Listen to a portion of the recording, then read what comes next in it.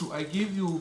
You were given a key. You were given a key which has most of the stuff in there. And when you look at, just note the paragraph, is paragraph 25 of the document called plea agreement. Paragraph 25. L'alinéa 25 dans le document qui est appelé, je crois c'est la convention de plaider coupable, quelque chose comme ça. Quand vous voyez le paragraphe 25, vous allez voir ce qu'on parle de compliance. Il faut regarder ça, parce qu'on va encore en parler demain. Ça donne la liste, n'est-ce pas, de ce qu'il faut faire. Ça donne le processus. Maintenant, il faut regarder les employés, leur expérience. En tout cas, de toutes les façons, ce sont des choses qui permettent de s'assurer que ceux qui travaillent avec ces sociétés-là, n'est-ce pas, sont des personnes avec le minimum d'intégrité. En fait, après Glencore, after the Glencore case, they fired all the top executive. Everybody was fired. The board was fired. Everybody went. So now they have a new board, a new executive. But that did not trickle down to the local companies. Because I think the guy who was in charge of Glencore in Cameroon is now in Congo, in the DRC. So they moved some people around, but they kept the guys who know the system and what they have to do to make sure that, they can still cut the corners. So how do we cause Glencore or other commodity companies to show clean hands? How do we do that? And I'll go back to my statement this morning, which was to make sure that we talk about this. Why is it that my brother going back to Côte d'Ivoire, or Ernest going back to DRC, your brothers from Nigeria, why is it that the courts in Nigeria, the courts in New York, or the Department of Justice puts down conditions that will guarantee integrity and probity in their own country, while in our own countries, nobody is taking a look. Nobody is taking a look. I told you earlier on that in the oil company of my country, it's, most of the employees there have connections, and the biggest connection is the boss of the company, whose general legal counsel is his wife. Okay? So these are the elements that will permit you. This morning, Moore was talking about the laws that govern the appointment of the DG of that asset recovery outfit. It says that the law only says a magistrate, this, that, and the other. It's good. Those of you who watch the Nigerian elections, for whatever they are worth, will realize that in all the head of all the election bureaus, there were, I think, chancellors of universities or something like that. Yeah. They were all, university chancellors, because it's already in the law. So that is it. The chancellor of the university in one state is the guy who heads it. So everybody came, they were all university chancellors. So that kind of indication permits you to have a process that will permit you to at least safeguard. So I will just give you briefly the problem about Glencore, because tomorrow we'll be talking about it. And I would encourage each and every one this evening just to take a look. Put it in your computer, take a look at the documents, even briefly, just to understand the different documents. You will see statement of facts, you will see the allegations, you will see the plea agreement. The American system has what they call a plea bargain, where you agree to a sentence, and when you agree to that sentence, that is what the court will implement. So in the case of America, in February, the judge came out with a sentence, with a judgment that confirmed the plea agreement. In the UK, it was in February when the judge they came out with the sentencing that also confirmed what the parties had discussed earlier.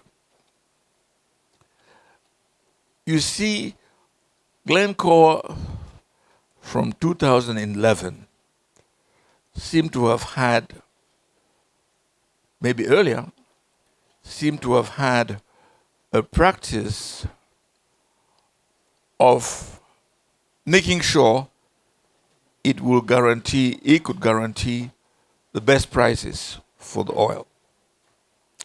And oil is such an easy thing. Could you put your oil in a pipeline to Gabon? Because Gabon had a refinery. It will be cheaper. Well, that was the French style. You know very much that the bauxite from Guinea is actually smelted in Cameroon. When the deposits of bauxite in Guinea are exorbitant, it's about 80% of the world's deposit of bauxite. But so we don't have any bauxite mine so far in Cameroon, but it was taken from Conakry and shipped to Cameroon So the idea in Cameroon was that we should have a pipeline, or we'll transport our own crude to Gabon for refining. And President Ahijo said, no, we want our own refinery. The French said, okay, you have our own refinery. But guess what? They built a refinery that does not refine Cameroonian crude. So 95% of Cameroonian crude cannot be refined by its refinery. So Cameroon most of the time has to import crude oil from Nigeria and other places to refine in its own refinery. And then its own crude, it exported. Such a system, of course, permits, again, layering of the prices. So, and then they will do swapping. That is it. So that's the kind of thing that's been going on, and that's what's happening. So Glencore, which was on both sides, it sold refined. It also bought crude. And they did this kind of thing in 6 countries in Africa. I think they did in Venezuela and Brazil, I think 8 countries. And the guys had gotten to a point which Ernest we call in TI and, of course, Paul, state capture, where they get to a point where they control everybody in the state.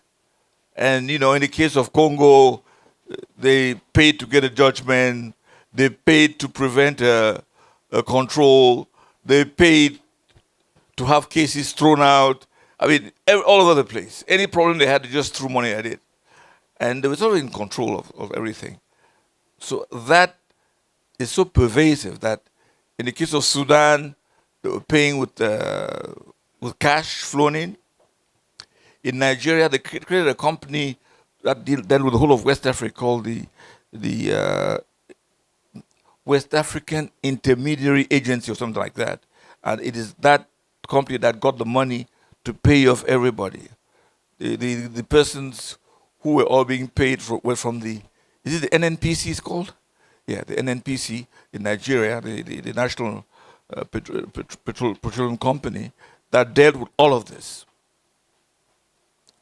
And in Venezuela, they also had a Venezuelan intermediary company. So they had local companies that were in charge of getting the money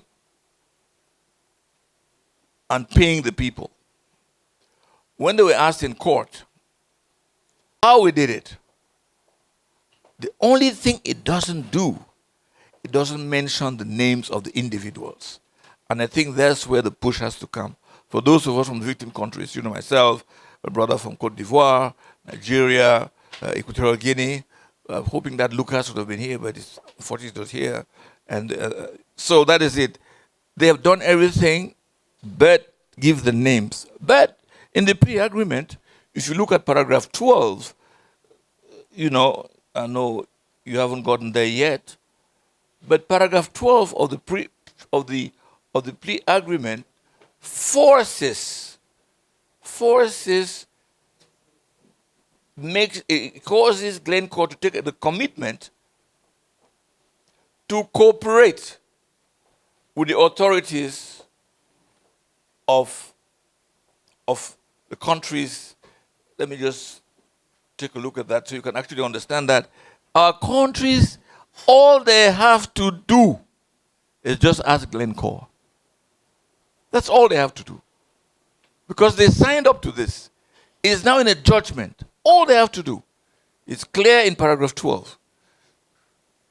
The defendant, that's Glencore, shall timely and truthfully disclose all factual information with respect to its activities, those of its subsidiaries and affiliates, and those of its present, former directors, officers, employees, agents, and consultants, including any evidence or allegations and internal or external investigations. I like this paragraph about the duty to disclose. Because in the case of DRC, they have signed an agreement where they take the engagement to sue nobody from the past, from the present, or in the future.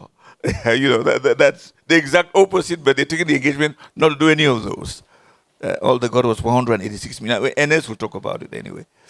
I'm just trying to get the one to do, okay. Paragraph 12 is the one that permits any authority, just to go. The defendant shall cooperate fully with the offices in any and all matters relating to the conduct described in this agreement and in attachment A, all the fraudulent agreement, and any individual or entity referred to therein, as well as any other conduct under investigation by the officers at any time during the term, because there's an expiry date for this. At the request of the offices, it says, I'm trying to get what it says, from any country. But it is there. If you look at paragraph 12, you read it carefully, it says that Glencore takes this agreement, this engagement to, okay, that is it. Okay. At the request of the offices, the defendant shall also cooperate fully with other domestic or foreign law enforcement and regulatory authority. So you see, in that plea agreement,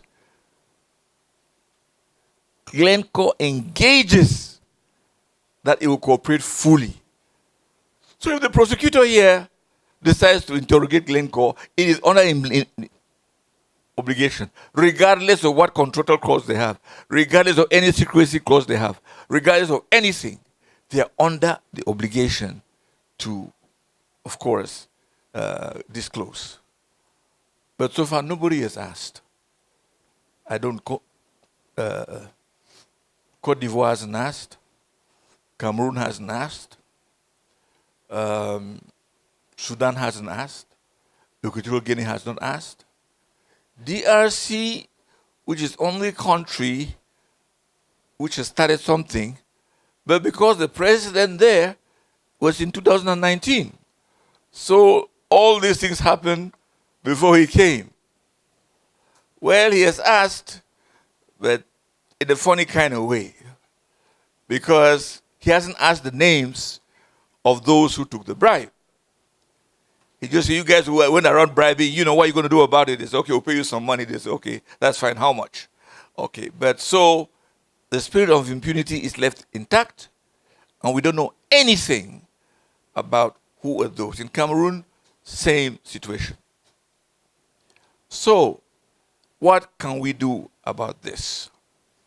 If you are in a country that refuses to go ahead and investigate, as I say all the time, you cannot ask the fish to fry themselves.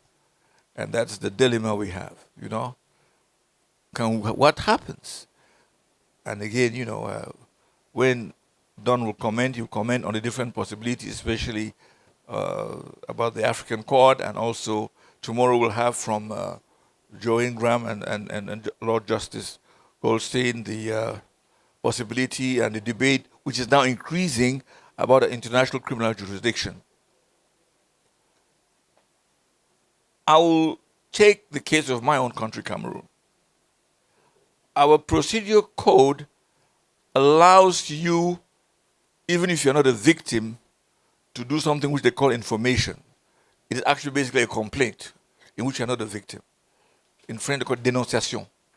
If you know an offense has been committed, you can go to the prosecutor and lay a complaint, or to any official. The law even goes further, that if you lay a complaint about an offense and the official does nothing, that official himself can be prosecuted. So, in our country, that's what the law says. So what did I do? I filed 3 complaints in 3 different jurisdictions.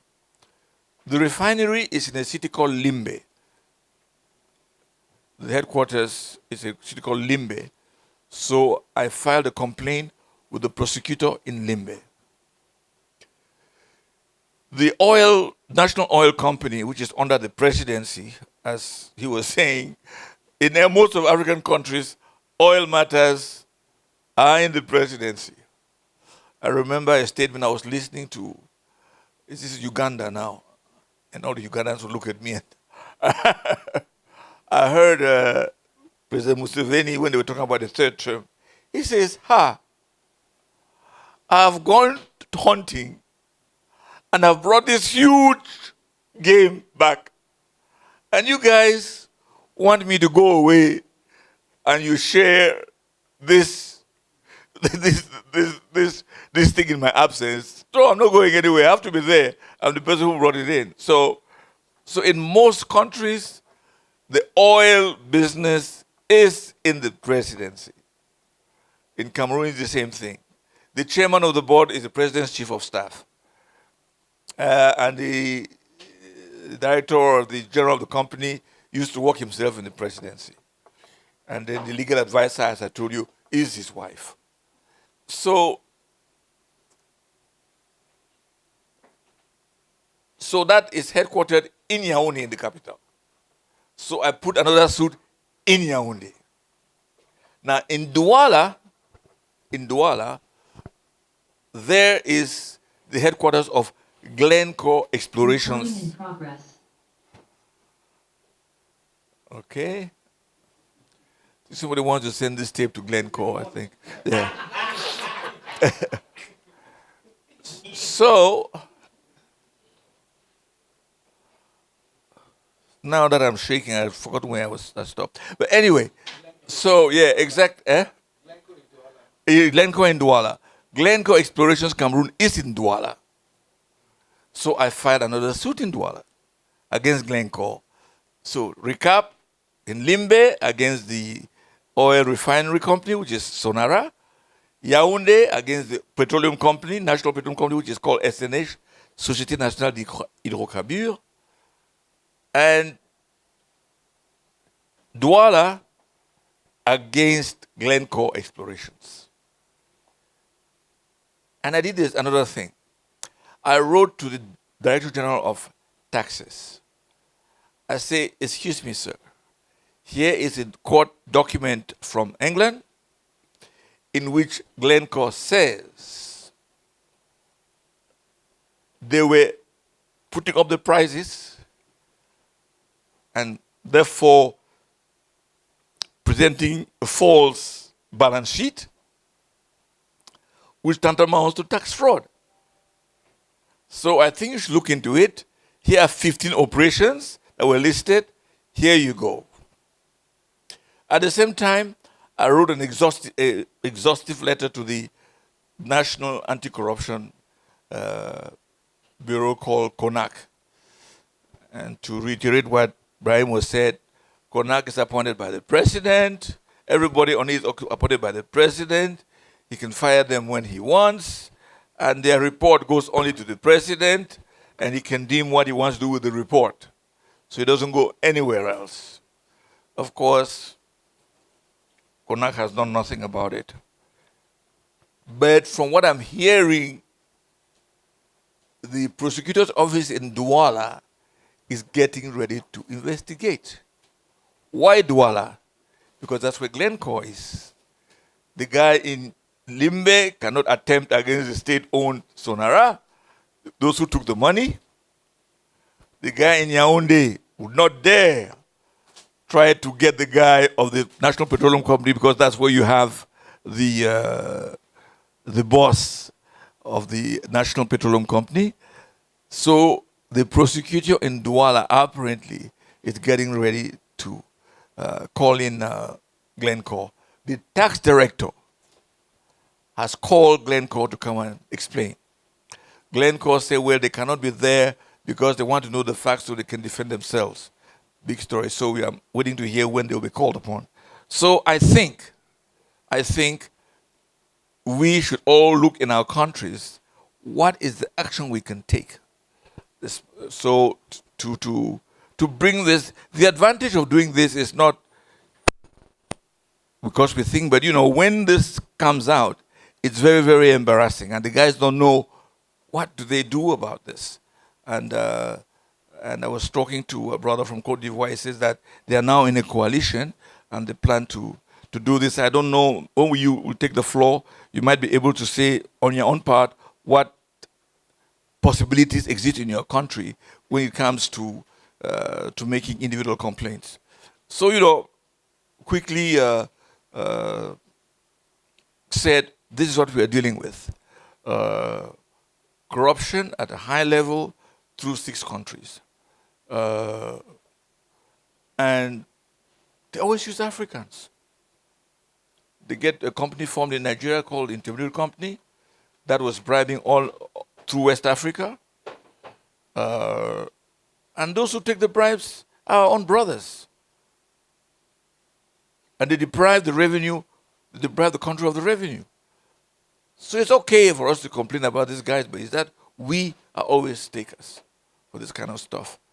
But please, the discussions tomorrow, I want it to be more of a question and answer session. So just take a look at the documents you have so we can discuss and see what are the different possibilities. I'm sure when Don takes the floor, he'll and Brahim, they're able to expand on different aspects of this, and I'll gladly respond to your questions. I didn't want to make this very technical, I just want to tell the story so you could see exactly. I'm hoping that during this session, maybe Ernest, a brother from Côte d'Ivoire, and also a friend from Nigeria can also chip in, because I know Nigeria made some attempts in England to try and get information, and they were stonewalled. I hear that the Serious Frauds Department in England is still considering whether it could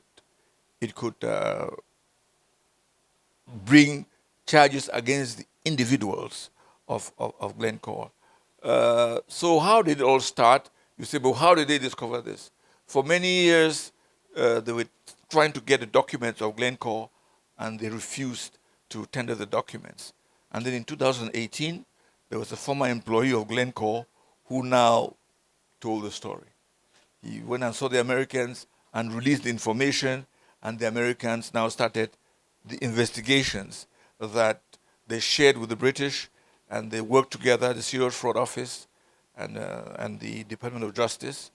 And as I told you earlier, when it came out, the State Department called it one of the biggest fraud scandals in history.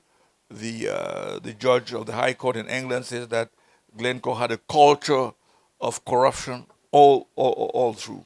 The new chair of Glencore says that the practices of Glencore, the one he met, were unacceptable. So with all that kind of information, I think that this should be a piece of cake in terms of advocacy. I'll leave it there, and thank you, moderator. Thank you very much. Thank you, Doya Akerebona, you've already given us a lot. I think what I'll do is I just invite the discussants. Then we'll get demands. So requests for clarification, questions will come afterwards. But let's hear the two discussants. Birahim, you go first, and then Don. Or you want Don to go first?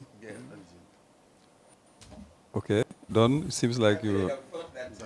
in line with trying to make it more disciplinary, you break the lawyer in between and have somebody else address it. Anyway, just to try and make a few points. And if I go too far or run out of time, please just let me know and I'll stop immediately.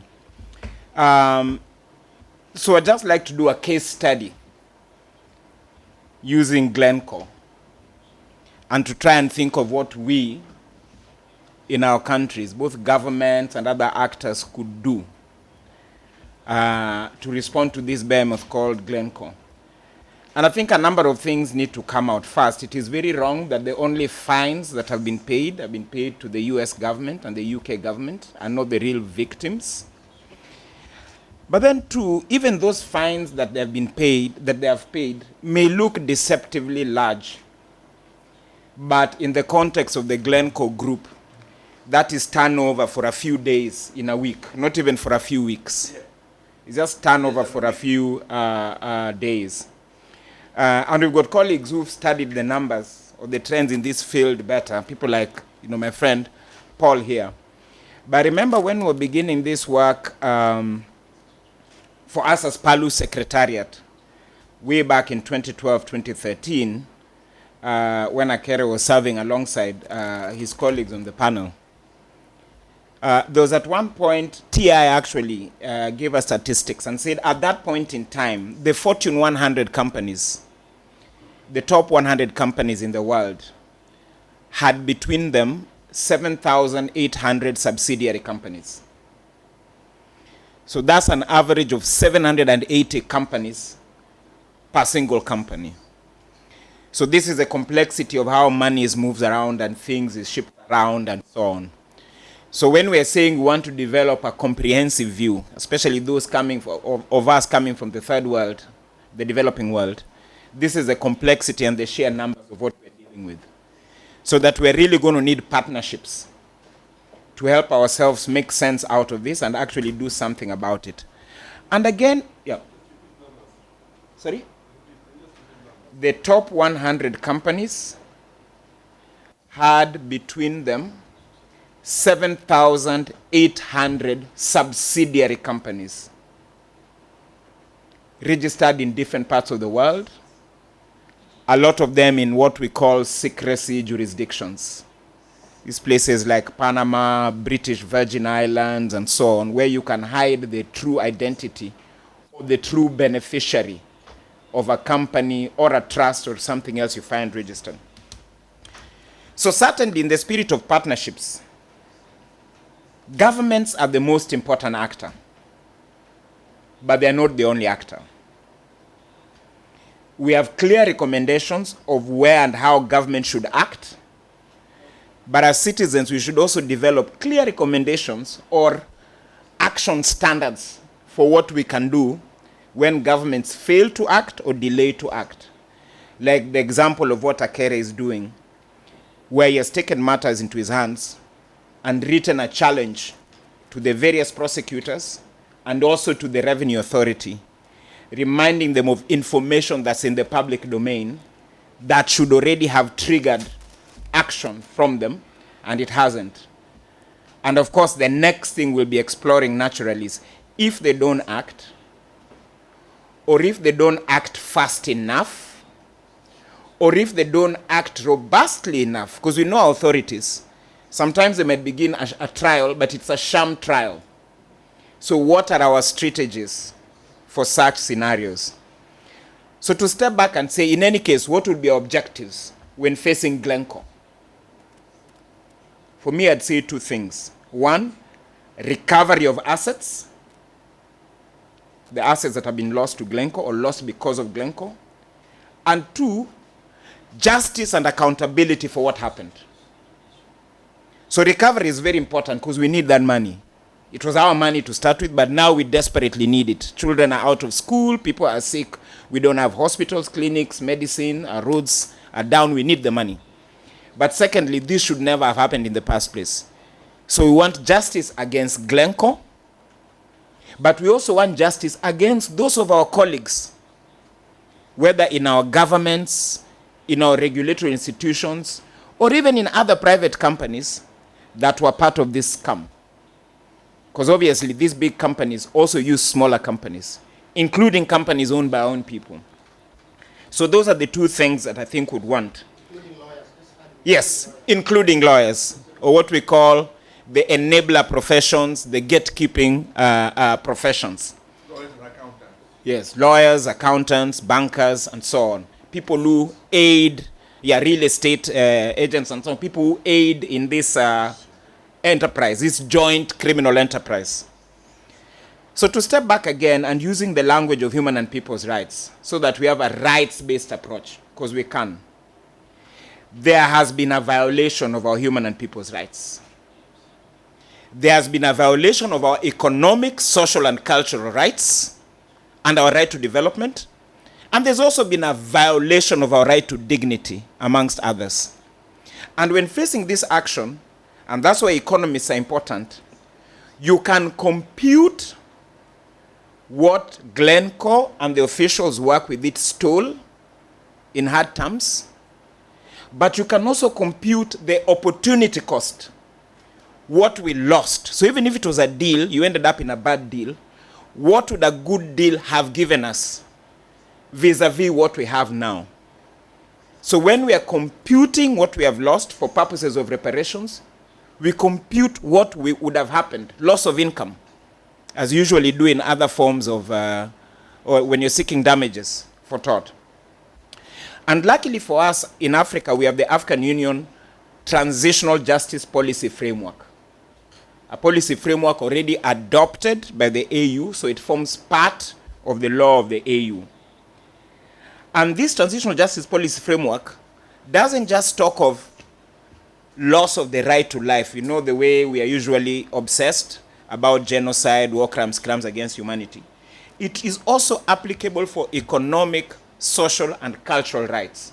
So it's a framework to use when we are seeking reparations, when we are seeking repair for what, has happened to us. So using that transitional justice lens, I'll just run through 4 things we may be looking for. First, we'll be looking for the truth. So truth-seeking and truth-telling.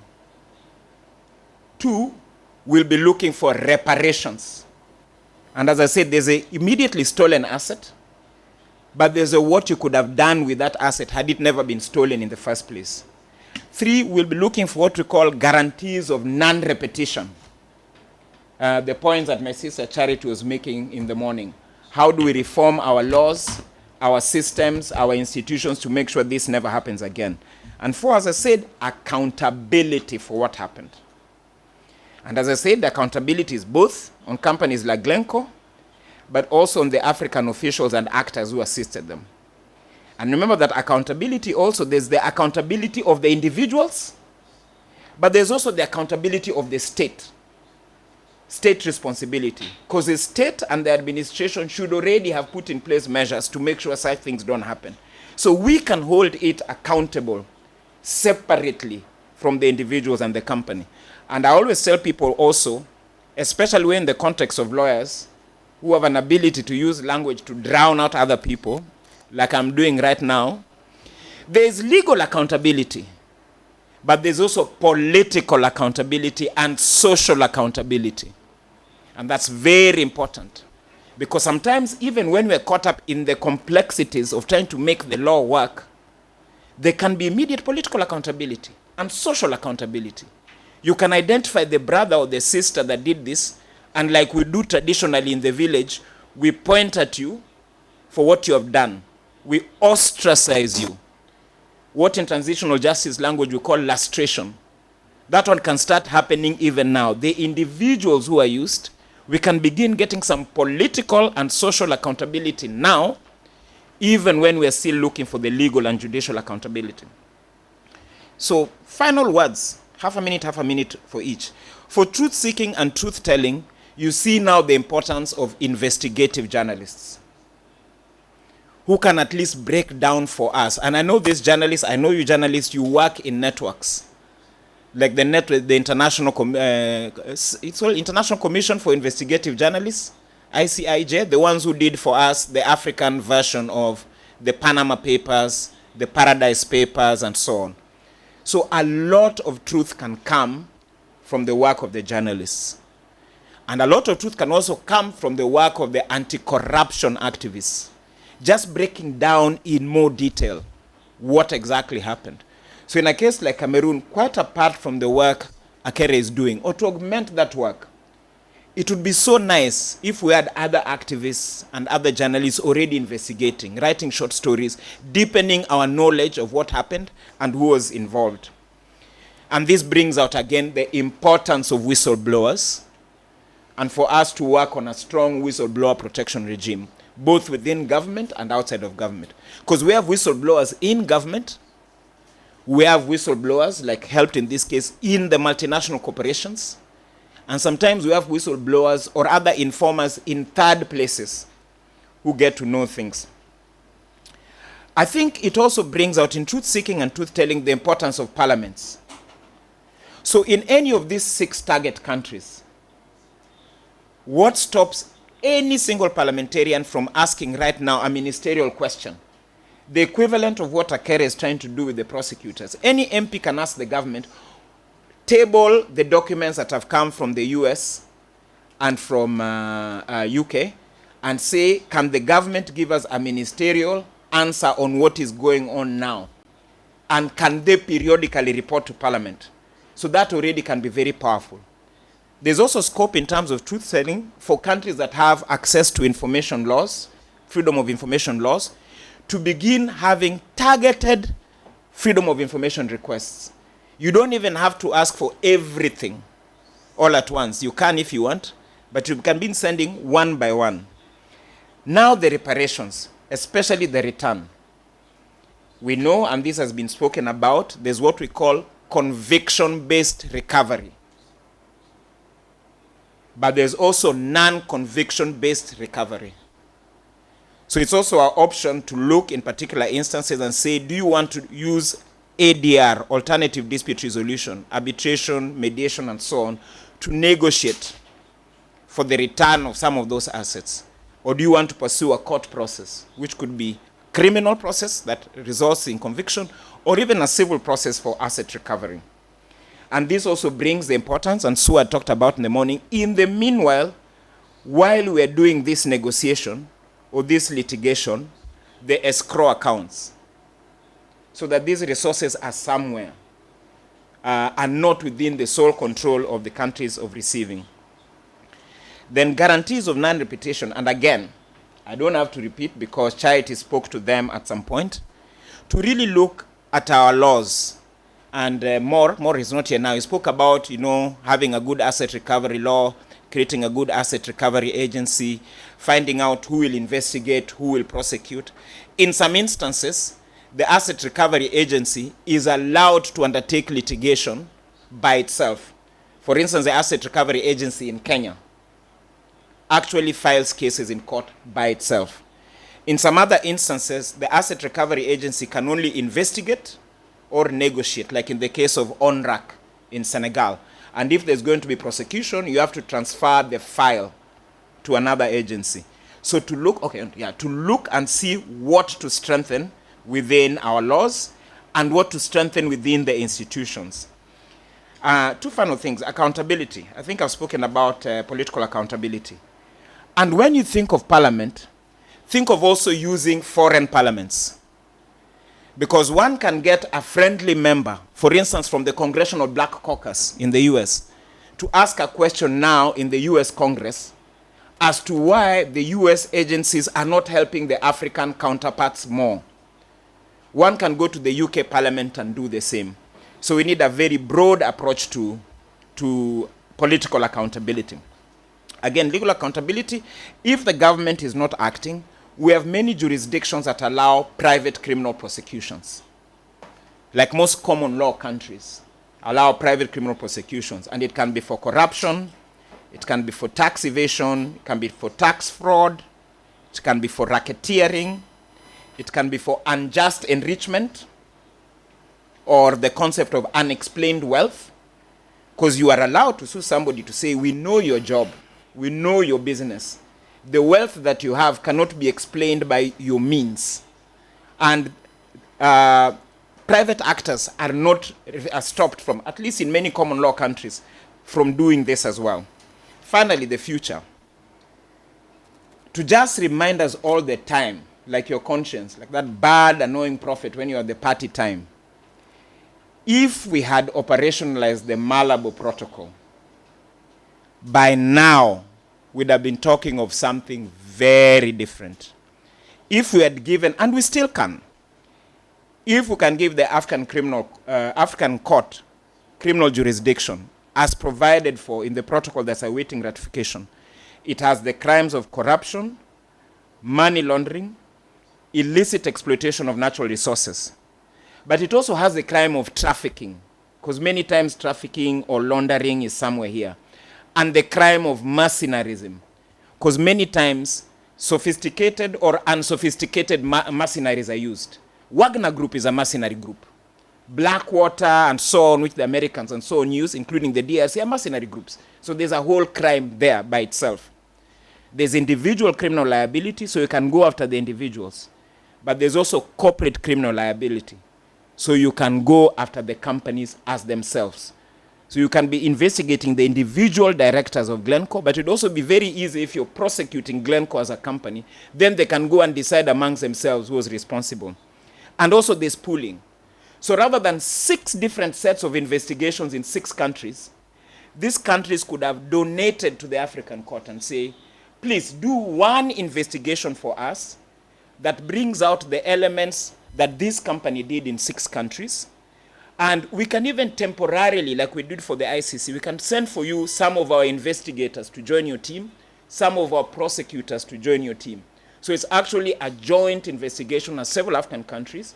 And the inclusion point that Suad was making earlier, the slightly stronger and more capacitated countries can then help the slightly weaker and less capacitated companies, so we all get justice. Thank you.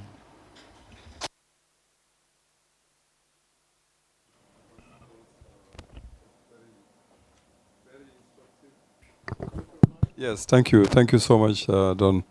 It was very good. À toi, Ibrahim. Merci beaucoup, mon homonyme Ibrahim. Je vais être un peu taquin, mais Don ne m'en veut pas. Je pense que on était appelé à tirer des leçons, mais également à relever des défis et comment voir pour développer des stratégies pour que les entreprises se rangent dans la conformité, qu'on appelle la compliance. Je suis navré de le dire, si ça aurait été l'action qui a été menée par mon père à Keremouna, j'allais attaquer tous les avocats africains parce qu'ils ont été passifs, très passifs. En réalité, nous sommes dans la réaction. Akere a sauvé l'honneur parce que les avocats africains, les juristes africains, avec le cas Glencore, sont dans la réaction.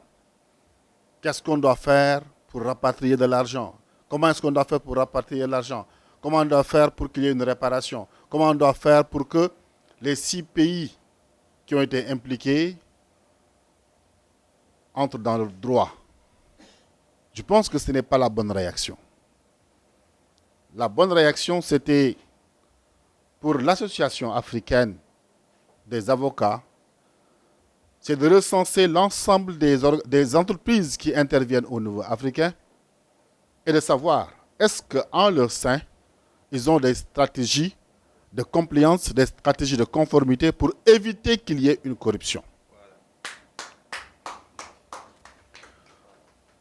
À mon avis, il y a un besoin de repenser un peu la démarche, de revoir la démarche, dans la mesure où, si on était proactif pour que Endeavour Mining, pour que BP, pour que Woodside, pour que Glencore disposent des instruments juridiques qui les empêcheraient également de faire de la corruption ou bien de subir de la corruption, je pense qu'on ne serait pas là. Le cas que vous soulevez aussi ici, je pense que c'est un cas qu'on a vécu au Sénégal, mais qu'on n'a pas peut-être trop médiatisé comme Glencore. Mais la théorie que vous avez développée, nous au Sénégal, nous l'avons pratiquée avec Transparency International. Quand on a su que nos 2 blocs de pétrole et de gaz ont été attribués à Frank Timis, le Forum civil a pris le combat en main, a ameuté l'opinion, alerté les journalistes, alerté le gouvernement sur le fait que les conditions qui ont été utilisées pour attribuer les 2 blocs de pétrole et de gaz à Petrotim, ces conditions ne respectaient pas la réglementation. Ça a amené aux hommes politiques de prendre la question en main. Cela également, ceci a amené au gouvernement même de changer de stratégie. Toute la législation aujourd'hui qu'on a au Sénégal sur la gouvernance du pétrole, du gaz, est née de ce plaidoyer qui a été effectué par la société civile, en particulier le Forum civil, autour de la question de Petrotim. On ne s'est pas arrêté là. La théorie que vous avez développée, on l'a pratiquée après avoir ameuté l'opinion, mais le procureur de la République, pensant taire le débat, a demandé à ce que toute personne qui disposerait d'informations sur le cas Petrotim vienne le déposer au niveau du tribunal. On savait que le gouvernement jouait avec nous. On savait qu'on allait vers un non-lieu. Mais c'était pour nous de tester la machine judiciaire, la sérénité ou bien la sincérité de la machine judiciaire. On a été à la division des investigations criminelles, amené les éléments que nous avions. On a été convoqué au niveau du doyen des juges. Finalement, l'affaire a connu un non-lieu. Autrement dit, le juge a dit qu'on ne pourrait pas reprocher aux frères du président et autres, parce qu'il s'agissait du frère du président de la République actuelle, on ne pouvait pas les reprocher de corruption, ni également de blanchiment de capitaux. On n'a pas baissé les bras. On a écrit, documenté, envoyé à Transparency International. Ce qu'il a dit, essayez de voir avec les juridictions de common law. C'est ce que nous avons fait exactement.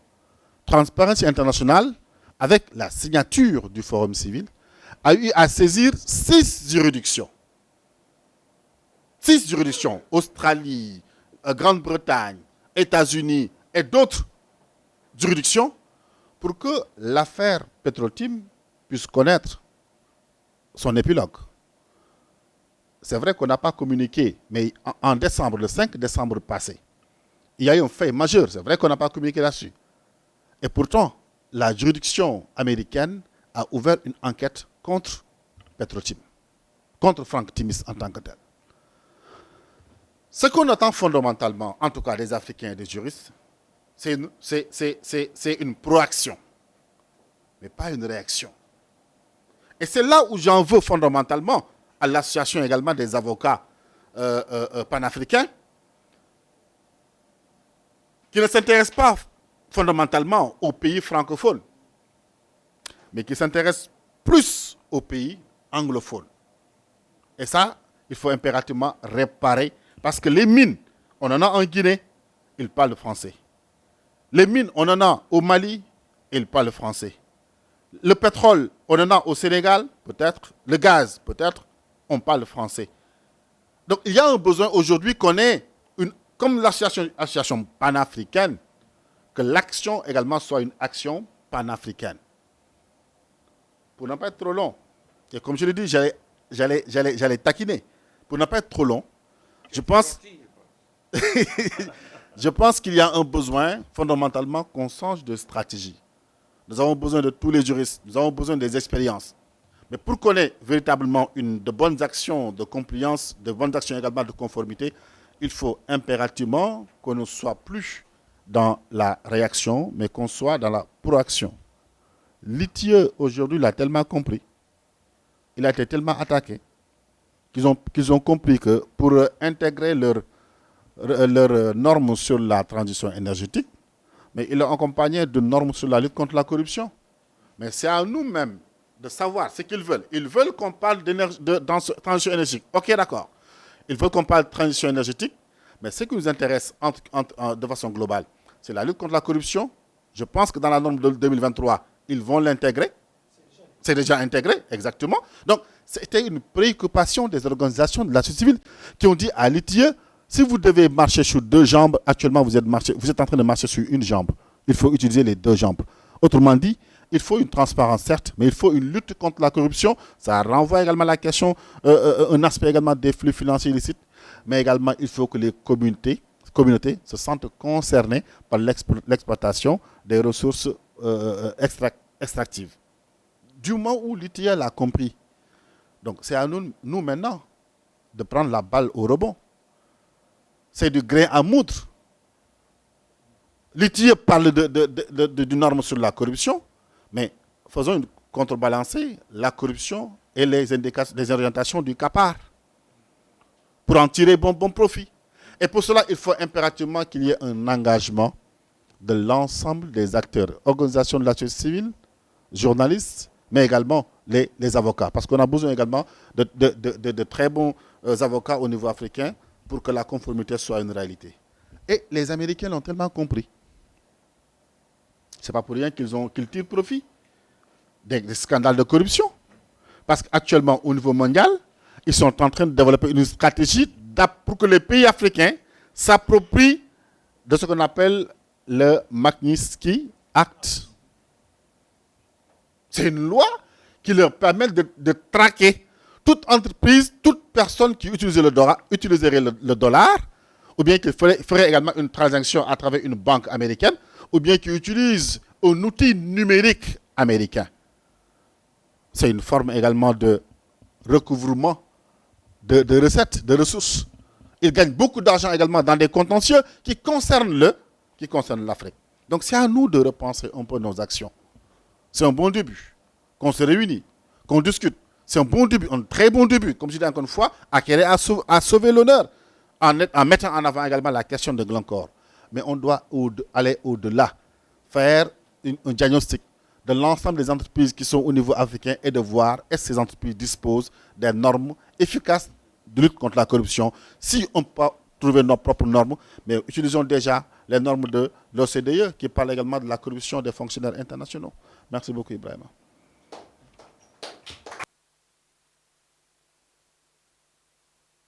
Rapidement, donc on me demande, j'interviens demain, n'est-ce pas, à la conférence, et je suis appelé à dire risque de corruption dans le commerce des matières premières. Ça, c'est l'affaire Glencore. Ils ne le disent pas, mais il faut que j'en parle. Et ce lien dont tu parlais, Brahim, c'est très intéressant. Et pour moi, pour IATI, c'est un grand pas. Ils commencent à être très conscients parce que maintenant, on commence à réclamer et les États sont très très conscients. Et si vous voyez le répertoire de nombre de ministres qui sont ici pour intervenir, je sais que du Cameroun, on a notre ministre de Finances, de la RDC, il y a le ministre d'État du plan qui est là, et du Congo, je pense qu'il y a le ministre de l'hydrocarbure. C'est cela, ils viennent pour essayer de montrer patte blanche, mais ça va être un combat, donc je suis d'accord. Et je vais lancer le défi donc à Don que peut-être il faut réfléchir à une convention entre les sociétés civiles et l'Union panafricaine des avocats et les journalistes d'investigation, où on va fédérer nos forces pour essayer de commencer, même s'il faut faire une revue, un journal qui va sortir, ou bien un site, n'est-ce pas? On va demander à Koda de voir, je vois le professeur qui s'égrade la tête, s'il peut nous aider pour mettre en place cet outil qui permet aux gens de dénoncer, de dire qu'il y a un débat, qu'on commence à voir, parce que ces gens, je vous dis, ils ont peur quand nous ouvrons les yeux. Parce qu'avant, on ne savait pas, mais là, regarde l'éloquence avec laquelle vous l'avez dit, il y a des journalistes qui ont posé des questions vraiment qui vont au cœur du problème. Donc je pense, so then that's the challenge. I think we should come in some kind of a convention agreement or a protocol memorandum of understanding that permits the Pan-African Lawyers Union to link up with all these people, and let's see what we could do. I just wanted to add that before I go back to the moderator. Thank you very much. Thank you very much. C'est intéressant. Il y a certainement beaucoup de questions, beaucoup de réactions. J'ai eu une demande tout à l'heure de quelqu'un qui demande une suggestion qu'on prenne quelques minutes pour prendre le café et revenir et continuer la conversation avant d'entendre les réactions du pays là. Hein. Si vous êtes d'accord, on prend 5 minutes, comme ça on ne termine pas trop tard. 5 minutes, 10 minutes maximum. On prend le café, on revient, et puis après, c'est intéressant, il ne faut pas rater ça. Les pays vont parler de leur expérience eux-mêmes. Hein? Ça va être intéressant. Une illustration concrète de ce qu'on a entendu là, hein, par le doyen, et puis Ibrahim et Don. D'accord? You take 5 minutes, 10 minutes maximum. Grab some coffee, stretch your legs, and you come back. The more interesting things are still to come. From some of the victim countries, Nigeria, Côte d'Ivoire, Cameroon, Equatorial Guinea, DRC, South Sudan is not here. But in this order, who wants to go first? Nigeria? We got somebody from Nigeria?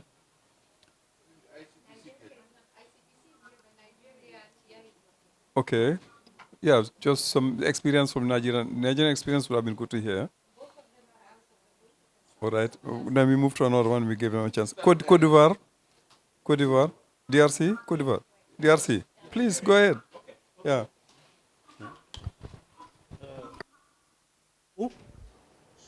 Effectivement, lorsque le dossier Glencore a commencé, avec nos collègues des États-Unis, nous ont envoyé les jugements. C'était avant 2019. C'était en 2018, si je ne me trompe pas. Oui. Donc, le cas Glencore, nous étions la première organisation à voir les jugements rendus par la justice américaine. Et nous l'avions effectivement distribué à Kinshasa. À ce moment-là, nous étions dans l'ère des élections en 2018. Donc, les politiques n'étaient pas tellement intéressés par ces problèmes-là. Ils étaient tous intéressés par les élections. Et comme nous étions à la fin du régime de Kabila, il n'y avait pas vraiment un engouement. Malgré la publication par les médias de ces dossiers, il n'y avait pas un engouement politique. Il a fallu attendre l'arrivée du président Félix en 2019 et jusqu'en 2021, avec la Covid 2020. En 2021, effectivement, nous avions saisi le procureur général près de la Cour de cassation à Kinshasa. Et il y a eu la nomination d'un nouveau secrétaire exécutif à la cellule nationale des renseignements financiers, qui est arrivé en 2021, si je ne me trompe pas. Et à travers le parquet général, ils ont ouvert un dossier en 2021. En 2021, la justice congolaise a approché les autorités américaines pour avoir les informations.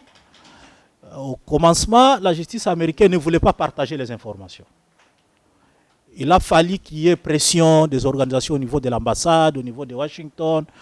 Et jusqu'en 2022, ils ont transmis tous les dossiers Glencore à la justice congolaise. Et on a confié les investigations au niveau du parquet général près la Cour de cassation et la cellule nationale des renseignements financiers. On a convoqué Glencore, le bureau de Kinshasa. Ils ont commencé les négociations. La partie congolaise demandait comme amende sur les cas seulement de corruption 500 millions de dollars. Mais pour Glencore, ils ont négocié pendant une année et ils sont arrivés à un montant de 180 millions de dollars. Malheureusement, ils ont signé un accord disant que tous les autres contentieux, que ce soit fiscaux, que ce soit contentieux douaniers, contentieux, tout ce qui est fiscalité, que la RDC ne poursuive plus ça. Or, en même temps, pendant toute cette durée-là, les régies financières, donc l'autorité fiscale, domaniale, administrative et fiscale, reprochaient, donc poursuivaient Glencore pour non-paiement d'un montant de 1 milliard de dollars. Alors Glencore a profité de ce temps-là pour dire, écoutez, si moi je paie les 180, donc les autres contentieux, que ce soit les contentieux fiscaux, les contentieux douaniers, tout cela, je ne paye plus. Et comment le faire? Glencore a approché le président de la République à Paris, lors du sommet climatique à Paris. Il s'est plaint auprès du chef de l'État. Et le chef de l'État, rentré à Kinshasa, il a mis en place une commission qui était chapeautée par son directeur de cabinet. Et le directeur de cabinet a délégué un conseiller chargé du climat des affaires. Qui est le conseiller chargé du climat des affaires? C'est un conseiller qui a des liens étroits avec la femme du président de la République. Et le conseiller chargé du climat des affaires a convoqué toutes les régies financières, donc l'autorité fiscale. Ils les ont enfermés pendant 3 mois. Au lieu que Glencore ne paye 1 milliard que le fisc demandait, ils sont arrivés à annuler des impôts de 700 millions de dollars. Donc ils se sont mis d'accord pour que Glencore paye 300 millions. Avec les 180 millions que Glencore devrait payer sur le cas de corruption aux États-Unis, donc Glencore a payé 480 millions de dollars. Mais on a annulé 700 millions de dollars. Lorsque nous avions su cela, nous sommes partis. Ce sont les agents du fisc qui se sont plaints parce que lorsqu'il y avait un contentieux, on devrait leur donner une prime d'encouragement. Et lorsqu'on a annulé tous ces fonds-là, donc les agents du fisc ne pouvaient plus avoir cette prime-là. Ils se sont plaints, ils sont partis au Sénat pour accuser les conseillers là. Au Sénat, le président du Sénat a pris contact avec nous, il nous a envoyé toutes les données plutôt. Nous avions pris contact avec le directeur de cabinet adjoint du chef de l'État, qui nous a reçus. Nous avions discuté, il a appelé les conseillers qui patronnaient, qui conduisaient les négociations avec Glencore. Et le conseiller nous a expliqué une longue littérature là que nous ne comprenions pas, pour nous dire non, écoutez, c'était vrai. Mais toi qui as quelle autorité pour refuser ce que les agents du fisc veulent taxer? D'abord, les négociations fiscales, c'est d'abord aux régies financières. Ce n'est pas à la présidence de la République. On pouvait encore accepter que ce soit le ministre des Finances, mais ce n'est même pas le ministre des Finances, c'est quelqu'un qui a un lien avec la femme du chef de l'État. Vous comprenez déjà les problèmes là-bas. Lorsqu'on a parlé avec le conseiller chargé du climat des affaires, il nous a développé toute une théorie là-bas. Mais nous nous sommes dit, est-ce qu'on peut refaire, est-ce qu'on peut faire une contre-vérification? Nous sommes arrivés à ce stade-là. Ok, nous sommes dit, comme vous acceptez qu'il y ait une contre-vérification, nous sommes allés à l'inspection générale des finances. Nous avons écrit officiellement à l'inspection pour qu'il y ait une contre-vérification. L'inspecteur général des finances nous a reçus. C'est l'inspecteur qui va nous dire que lors de ces négociations pour annuler les impôts de 700 millions, il y a eu paiement de pots de vin. Et les pots de vin ont été payés par les bureaux de Glencore en Afrique du Sud. Parce qu'en Afrique du Sud, ils ont un grand bureau à 100 tonnes. Moi, j'ai déjà été là. Je vous dis, c'est un grand bureau. C'est là où, parce que tous nos minéraux qui quittent du Katanga, ça va jusqu'au port de Durban, et de Durban, ça va en Chine ou ailleurs. Et les conseillers, il paraît, selon l'inspection générale des finances, on a donné plus de 30 millions de dollars. On a distribué à ces conseillers-là pour effectivement qu'on puisse annuler 700 millions. Donc, si vous prenez 180 plus 300, 480, plus les 30 millions, c'est à peu près 510. Donc, Glencore économise encore à peu près 500 millions de dollars. Or, la RDC fait face à l'achat des armes, aux formations de l'armée, pour effectivement faire face aux menaces terroristes qui se passent à l'est de la RDC, ou sécuriser nos frontières contre nos voisins nos voisins qui sont en train de nous bon, je ne vais pas entrer, mais vous avez compris que Glencore, avec ces dossiers, Glencore a profité. Avec le paiement de pots de vin, il a gagné que perdre. Alors, jusqu'à aujourd'hui, la contre-vérification de l'inspection générale des finances n'a pas encore commencé. Pourquoi? Parce que le conseiller là qui est chapeauté là, le conseiller qui a des liens avec la femme du chef de l'État, est allé accuser l'inspecteur général des finances auprès du président. Alors, lorsqu'on accuse l'inspecteur a peur. Il s'est dit, bon, si je commence encore à ressusciter ces dossiers, ça va me créer des problèmes. On risque même de me virer. Parce que le conseiller chargé du climat a des liens étroits avec la femme du président. Et c'est là où se trouvent jusqu'aujourd'hui les dossiers. Mais, côté judiciaire, ils ont payé 180 millions et c'est fini. Mais il faudrait effectivement qu'il y ait encore des contre-vérifications pour que les dossiers... Mais il y a encore d'autres dossiers sur les assurances. Avec tout ce qui se passe dans le secteur des mines, la loi demande à ce que les industries extractives prennent leur police d'assurance en RDC. Mais qu'est-ce qu'on constate? On constate effectivement que toutes les sociétés minières prennent leur assurance à l'extérieur du pays. C'est de l'argent que le pays manque. Parce que ce sont les sociétés qui sont basées en RDC qui devraient profiter de cet argent afin de faire tourner l'économie. Mais malheureusement, c'est des milliards effectivement que les sociétés minières payent à l'extérieur du pays. Et Glencore n'est pas seulement ça. À part les coins là, il y avait encore un autre problème. C'est le problème effectivement d'investissement. Comme vous le savez, Glencore a acquis la mine en 2008, la mine de KCC. Ils ont une mine, ils ont acquis la mine à travers une société d'État qu'on appelle GECAMINE. Alors, ils ont réparé la mine. Ils n'ont pas construit. Ils ont réhabilité. Et moi, en 2008, je suis parti visiter. Comment est-ce qu'on réhabilite? Les grosses machines là, on les peint. On prend, on met. Alors, Glencore nous a dit que non, il a investi 4 milliards. Non, 9 milliards. Il y a la société d'État qui a refusé. Ils ont dit non, vous nous mentez. Ils ont engagé un cabinet d'audit international pour faire la certification de l'investissement. Et au finish, le cabinet a dit que Glencore, tout ce qu'il a investi, c'est avoisinant 4 milliards. Donc vous voyez de 9 à 4 milliards. Tout cela, pourquoi? C'est pour qu'ils ne payent pas l'impôt sur les bénéfices et profits. Parce que dans le secteur minier, nous avons 3 actes qui génèrent beaucoup d'argent. Il y a l'impôt sur les bénéfices et profits, il y a la redevance minière et il y a l'impôt sur l'impôt sur les revenus professionnels. Mais ce n'est pas tellement beaucoup. Mais c'est aussi la redevance, l'impôt sur les bénéfices et il y a un autre secteur qui est vraiment, c'est la sous-traitance. Ce sont les 3 qui génèrent beaucoup. Parce que la sous-traitance, normalement, on doit sous-traiter avec des entreprises qui sont au pays. Mais qu'est-ce qu'on constate dans ces sous-traitances aussi? On constate effectivement que la sous-traitance est faite par des sociétés qui viennent de l'extérieur, surtout de l'Europe. Parce que vous verrez, on vous donne un marché de sous-traitance, ça vous prend à peu près 50 millions de dollars. Peut-être pour construire la ligne d'électricité. Ou pour construire, par exemple, réhabiliter ou tester l'usine pour extraire les mines, pour fabriquer les lingots de cobalt. Donc ce sont des sous-traitants qu'on prend surtout de l'extérieur.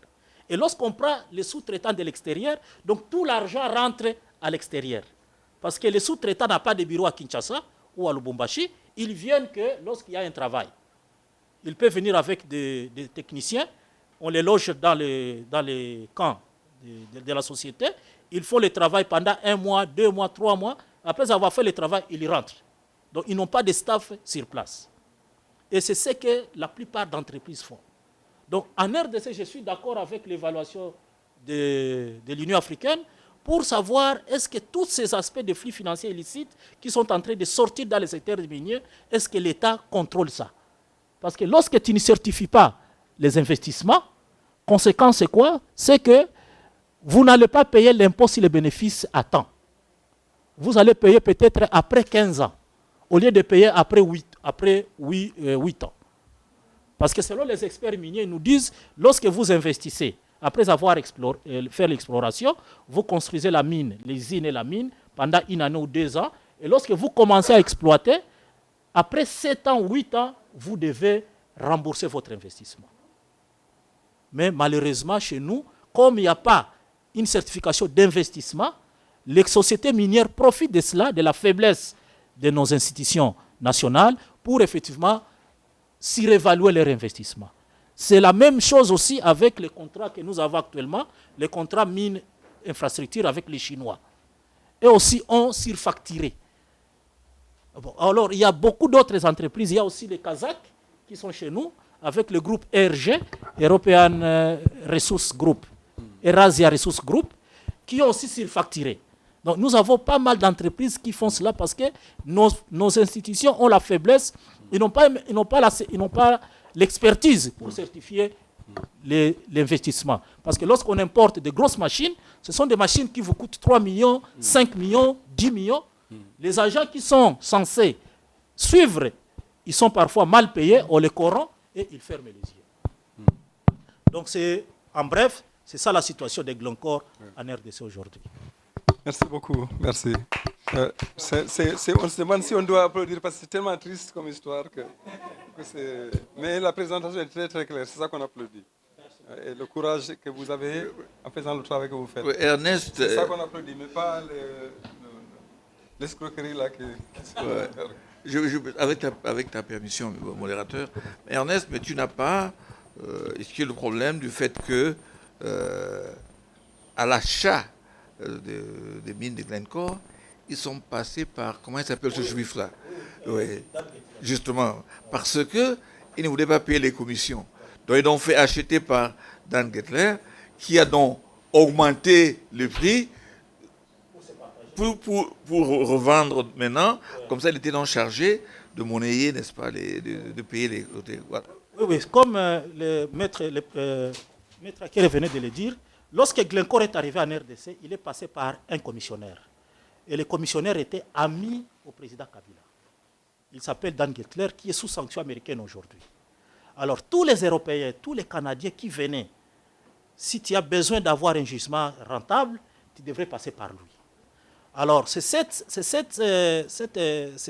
Dan Gettler qui avait la mine, qui avait un potentiel, qui avait beaucoup de cobalt, la mine de Mutanda Mining, qui a fait que Glencore donne des pots de vin. Et il a donné à peu près 100 millions de dollars. Non, c'était 100 millions. 30 millions. 30 millions de dollars. Pour effectivement distribuer aux gens ou aux gens qui étaient autour du président Kabila. C'est cet argent qui a fait qu'on sanctionne d'Angleterre par les Américains. Et c'est cet argent qui a fait que les Américains aussi sanctionnent Glencore. C'était la mine de Mutanda Mining. Pourquoi la mine de Mutanda était une mine de la GECAMI, une société d'État, dont on a pris une partie qu'on a donné à Dan Gettler. Pourquoi Dan Gettler a donné un crédit à la société de GECAMI, mais par après aussi Dan Gettler l'a vendu trop cher à Glencore. Il a pris la mine à peu près 10 millions ou 15 millions comme ça. Avec les intérêts, c'était arrivé à 50 millions de dollars, mais il a vendu à peu près 600 à 700 millions à Glencore. Vous voyez les bénéfices qu'il a. Or, il a eu la mine gratuitement. Il n'a rien payé. Et jusqu'aujourd'hui même, avec les accords qu'ils ont signés, même aujourd'hui, à l'heure où nous sommes, il a le droit de royalty sur cette mine-là. Donc, il aura le droit de royalty jusqu'à la fin de la mine. Maintenant, nous nous posons la question, est-ce qu'il bouffe seul ces royalties ou bien il partage avec d'autres personnes? Maintenant, c'est une autre enquête qui devrait être faite. Et c'est là où le premier rapport du président Mbeki avait souligné que la mine qu'on avait achetée à moins cher, on a vendu à plusieurs milliards de dollars à Dan Gettler, à Glencore. Donc ça se trouve, je pense, dans ces rapports ici. Donc c'est comme ça. Compléter, Ernest, en disant que l'ironie est qu'aujourd'hui, le gouvernement actuel a fait une lettre aux Américains de lever les sanctions contre Dan Gettler. Voilà. Parce que vous comprendrez pourquoi ils ont fait la lettre. C'est parce que Dan Gettler ne bouffe pas seul ces royalties-là. Donc tu bouffes, moi je bouffe, nous nous aidons. Vous comprenez le principe? Tu manges, je mange, mais nous nous assistons. Parce que Effectivement. C'est ça le principe. Eux, ils crèvent, le reste là. Le peuple, là, il crève en attendant. Merci beaucoup, merci infiniment pour ce témoignage extrêmement éloquent et vraiment qui montre la profondeur en fait du mal quoi que subissent nos pays. Et on va entendre les témoignages et après on discute tous ensemble, n'est-ce pas? Côte d'Ivoire, on peut entendre le témoignage. Oui, allez-y. D'accord, merci. Bon, il faudrait dire qu'en Côte d'Ivoire, rien n'a été encore fait. Oui, effectivement, rien.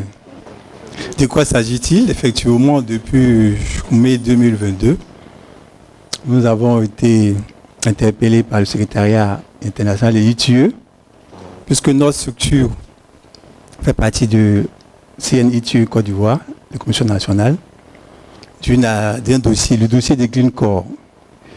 Et effectivement, nous avons aussi fait des recherches pour savoir de quoi il s'agit effectivement. Et nous nous sommes rendus compte que Clean Core a posé des actes de corruption dans ses opérations pétrolières impliquant notre pays. Et en Côte d'Ivoire, il était question de 2 millions de dollars qui ont été comme des pots de vin qui ont été versés aux agents de l'État. Et en retour, il a récolté 30 millions de dollars. Donc, nous avons préféré agir en coalition. Nous avons...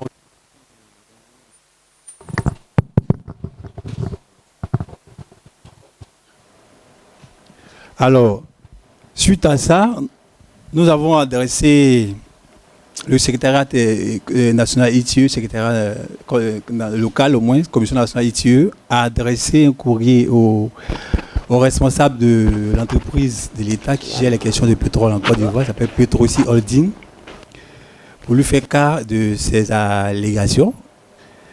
Et il a répondu que chez lui, il n'y a pas de cas de corruption, que toutes les mesures sont prises pour pouvoir étayer, éclaircir ce dossier. Donc, mais nous avons aussi informé par voie de courrier la CENTIF, la haute autorité de lutte contre haute autorité pour la bonne gouvernance, informé aussi la direction générale des impôts, ensuite informer aussi le ministère de lutte contre la corruption, parce que nous avons dit que, bon, vu la situation juridique, la situation politique, il était mieux de pouvoir agir en coalition avec la structure qu'on appelle Public ce que vous payez. C'est ainsi que nous sommes pour le moment à ce niveau-là. Mais cette invitation était pour nous une occasion aussi, vraiment de venir nous abreuver auprès du maître, pour savoir la conduite à tenir, soit de manière isolée avec notre structure sociale justice qui a toutes ses capacités pour le faire, ou de rester aussi dans la coalition. Au niveau étatique, par voie de presse, le procureur à l'époque, il vient d'être muté, nommé au Conseil constitutionnel. Il disait qu'il n'avait pas encore été informé de quoi que ce soit. Quand on sait que le procureur de la République peut s'auto-saisir de ce genre de dossier. Alors, on se rend compte que le dossier est véritablement politique. Donc, il faut vraiment beaucoup s'armer, surtout de la documentation. Au niveau juridique, il faut vraiment se couvrir de certaines choses pour ne pas tomber sous le coup de la loi. Parce qu'après, ça peut être interprété autrement. Alors donc, voici un peu... Et on constate aussi que la presse ne fait pas de ça un sujet. Ça passe inaperçu. Quand on sait que ça fait pratique... Bon, si on se tient compte du communiqué de la juridiction américaine, 18 millions de dollars, c'est beaucoup d'écoles, beaucoup de centres de santé, beaucoup de châteaux d'eau à construire pour nos populations dans les zones rurales et autres. Il y a un manque à gagner énorme Et je crois que le combat ne fait que continuer. Le combat continue. On va pas vraiment s'arrêter à ça. Il faudrait que vraiment les coupables soient vraiment identifiés et punis. Donc voici pour le moment ce que je pourrais dire sur le cas de la Côte d'Ivoire. Merci.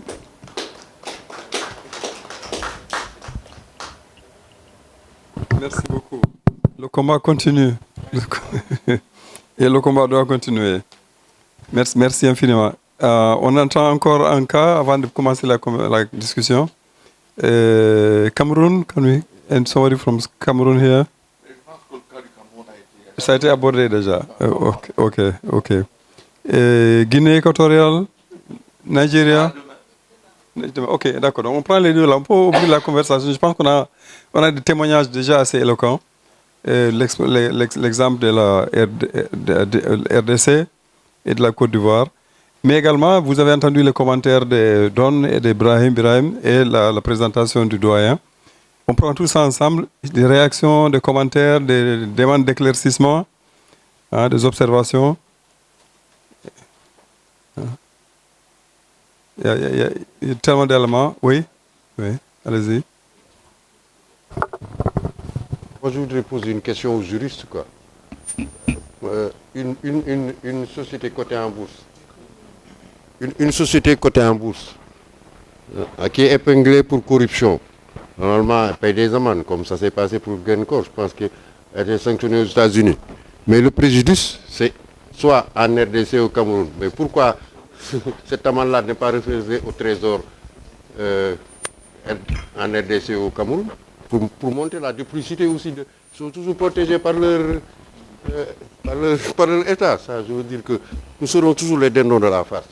Ça, c'est...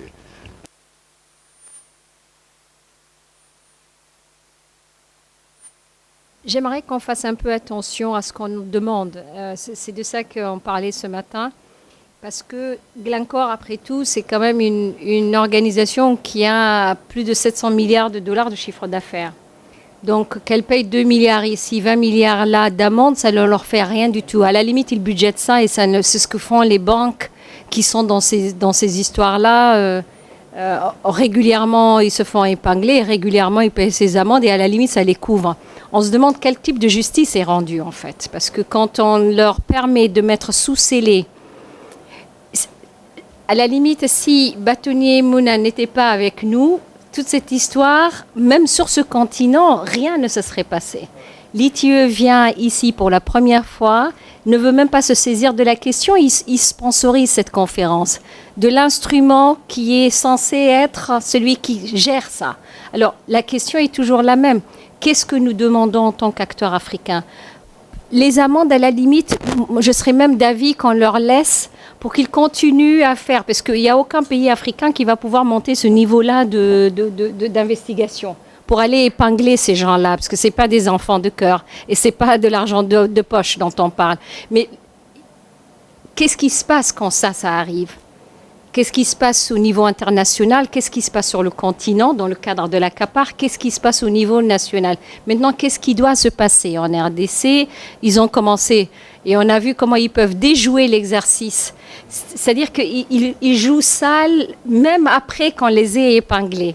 Et donc, qu'est-ce qui se passe? C'est très intéressant de suivre de très près ce qu'ils font, même quand on a pris action.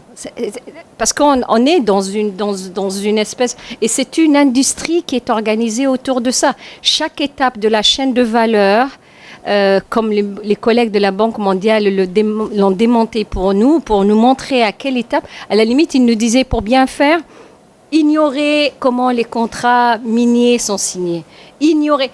Concentrez-vous que sur... oui, excuse-moi. Hein.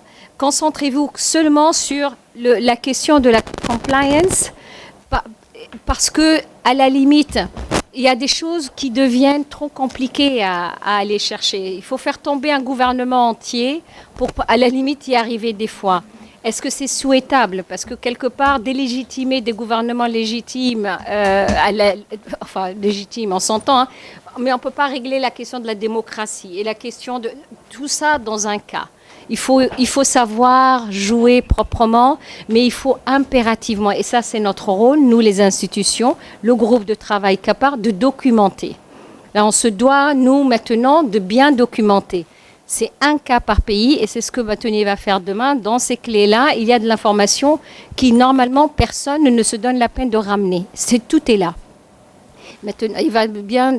Alors, qu'est-ce qui va se passer dans chacun de nos pays ou s'ils ont pris action, qu'est-ce qui s'est passé? C'est ça notre responsabilité maintenant, c'est de documenter ce qui va se passer et de ne pas nécessairement perdre de vue ce qu'il y a de plus important autour de 2 chiffres, parce que ça ne leur fait rien, hein. Ça ne leur fait absolument rien de donner un peu plus d'argent. Vous savez quoi? Lorsque les dossiers éclatent au niveau international, l'année passée, j'étais à Washington, on était avec Maître, il y avait les conseillers du président des États-Unis en charge de la lutte contre la corruption. Et il y avait aussi les gens de l'OFAC, il y avait les gens du ministère de la Justice. Il y avait même le procureur, oui, qui était chargé du dossier au tribunal. Effectivement. Il a fait un discours. Effectivement. Nous les approchons, on leur dit, mais si les 1 milliard là que vous avez, vous nous donnez combien, vous, en tant que nous, victimes? Tu sais ce qu'ils nous ont dit? Ils nous ont dit, non, on vous a donné déjà la matière, allez chercher votre argent dans vos pays. Vous comprenez? C'est comme ça que nous, en rentrant, et comme nous étions avec le secrétaire exécutif de Sénaref, la cellule nationale des renseignements financiers congolais, je lui ai dit, mais procureur, est-ce que vous écoutez? C'est comme ça ça lui a incité de venir, mais ce qui le bloquait surtout, c'est que, vous savez, les Américains, parfois, ils n'échangent pas des informations. Donc, ce qui fait que la justice congolaise n'avait pas les éléments. Ça, c'est un. Deuxièmement, lorsqu'on les a envoyés, les éléments, c'est comme ça que la justice congolaise s'est mise à travailler, à interpeller, et ça a pris du temps. Maintenant, Glencore a gelé, parce qu'il avait d'autres dossiers d'impôts qui les poursuivaient. Il a attendu jusqu'à ce qu'ils sont rencontrés avec les chefs de l'État pour se plaindre. Alors que c'était les auteurs, ils commencent à être comme des victimes. Alors c'est comme ça qu'ils vont mettre tout en place.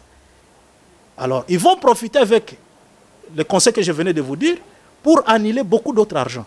Et ça continue jusqu'à aujourd'hui. Parce que nous pensons que depuis qu'ils ont été condamnés, ils n'ont pas vraiment changé. Bon, ils ont fait virer beaucoup de gens, mais si c'est la tête reste, donc les autres là sont des simples travailleurs. Mais si la tête reste, il reste, rien ne va changer. Parce que sur place, il y a encore des contentieux qui sont entrés. Par exemple, il y a les assurances, on n'a pas encore trouvé le compromis. On ne sait même pas, on n'en publie même pas. Les engagements que Glencore avait signés, qui les suit? Personne. Et nous voudrions effectivement qu'on puisse résoudre ces problèmes comme ceux qu'on a résolus il y a 10 ans de cela avec le dossier Siemens. Que Glencore s'engage aussi sur le continent et dans les pays où il a corrompu à financer les initiatives de lutte contre la corruption. Ça, c'est ce que nous voudrions vraiment. My name is Tosin. I just want to share the Nigerian experience that we have in some of these things. I'm from the Law Enforcement Agency, the Anti-Corruption Agency particularly, ICPC in Nigeria. And so we had the case of P&ID that is also in the same line like this Glencore. And when it happened, we were all shocked as Nigerians because we never had the opportunity to even getting the slightest information regarding these deals. And then Nigeria was to pay some fines in the UK London courts, and they were to attach our foreign reserves. And so that threw a lot of issues all for the country. And of course, we set up an inter-agency investigative panel, and we looked into this. We saw eventually that some of our colleagues in ministry were bribed, and we tried to pin the transaction on corruption. And it's still live at the UK court, but at least we had a reprieve and were able to present our case. Now, after that P&ID case, the issue of illicit financial flows was already generating or gathering momentum. So the chairman of my agency, Professor Bolaji Owasonye, went back and recommended to the president that we need to have our own national arrangement, sit down, talk to all the layers of government, the tax authority, the law enforcement, the custom, immigration, as well as the anti-corruption agencies, that we need to synergize. We need to come together. We need to share ideas and information concerning this. And the commission, the ICPC, was the secretariat of the interagency meeting group on illicit financial flow from Nigeria. So from there, we're able to make recommendations to the president. Some of the recommendations actually affected the extractive industry. And we recommended that some of the recommendations are that, one, the use of side letters, because we know that this is our practice in the country. Foreign companies will come around, negotiate agreements, and 6 months down the line, they ask you for waiver or to vary the agreement because of one issue or the other, and they will not go back into the main agreement to know whether there may be one or two issues that may be affected by this. So we disregard, say, no, we cannot use side letters. There are other things we saw, confidentiality clauses in oil and gas industry. We said, no, this cannot be. If you are negotiating on behalf of the public, on behalf of the citizenry, why put confidentiality clauses in this agreement? They said that whenever there are issues, the seat of arbitration will be London, UK. And we felt you came to our country, you negotiated in the country, the agreement was executed in Nigeria, and you are telling us seat of arbitration is in the UK. For what purpose? So some of these, of course, the to also help to enforcement of the anti-corruption, the enlargement of the what they call capacity of the anti-corruption agencies, and some of those things. We looked at IFFs in our education, real estate sector, and we came about a recommendation, which some of these have said, and the president approved all of these things. Now we know it's now the past administration, but what we call it now, presidency is in continuity. So we are expecting that we can see from that time we have been following up, and we have been seeing implementation that have been following up with these things, with these recommendations that have been put. The interagency group is still active, and it consisted of all the agents. So we are working and talking to ourselves, and I'm hoping that other countries can also emulate this. Of course, we are not in a perfect terrain or platform yet. We are still working towards that. But I'm thinking one of the ways by which we can all get all these things done, and one of the key people that the country did, Nigeria, was to involve the civil society organizations. We engage them, we put them so that they can also check us. And also we are also checking the people that are in the sector. So we can collaborate, we can synergize, we can share ideas, and I think that's the way forward in all of these things. Thank you very much. Sorry, I just want to add a few things. Good afternoon all. I'm so happy we have civil societies and the media here. I want to speak on another perspective to this issue. Two issues I'm going to talk about. The issue has to do, thank God we also have representatives of Transparency International. By January next year, the yearly TI's report, the Corruption Perception Index, will be out. Certain African countries will be rated poorly and labeled corrupt countries. While the Western world, where our wealth, some of our wealth are kept, are lodged, this foreign jurisdiction will be rated higher, and they are the clean countries. It's shocking that mostly media and the civil society help them to launder this hype. Whatever the report says, we don't even do the due diligence to find out how they came about this report. But the bottom line is Africa is the continent is the most corrupt country out of the other continent, while the Western world, they are the clean people. Secondly, I want to also talk about, he has said a lot about the Nigerian issue. apart from there's need for African countries, the government, to take ownership of how contracts are signed. You have different departments, different agencies signing contracts without the Ministry of Justice, the Attorney General, the Office of Attorney General, and Ministry of Justice not being aware of some of these contracts. And that's the truth. Most contracts are signed without the Justice Ministry being aware. And they sign up, some contracts are written in some languages which are on loan to you. And we sign such language, we sign such contract. We need to really take action when it comes to signing of contract. Due to the policy recommendations by the Commission, the ICPC, there is no agency, no ministry that can sign contract without the Justice Minister or the Ministry of Justice appending a signature or giving an approval for such contract to go ahead. That's one.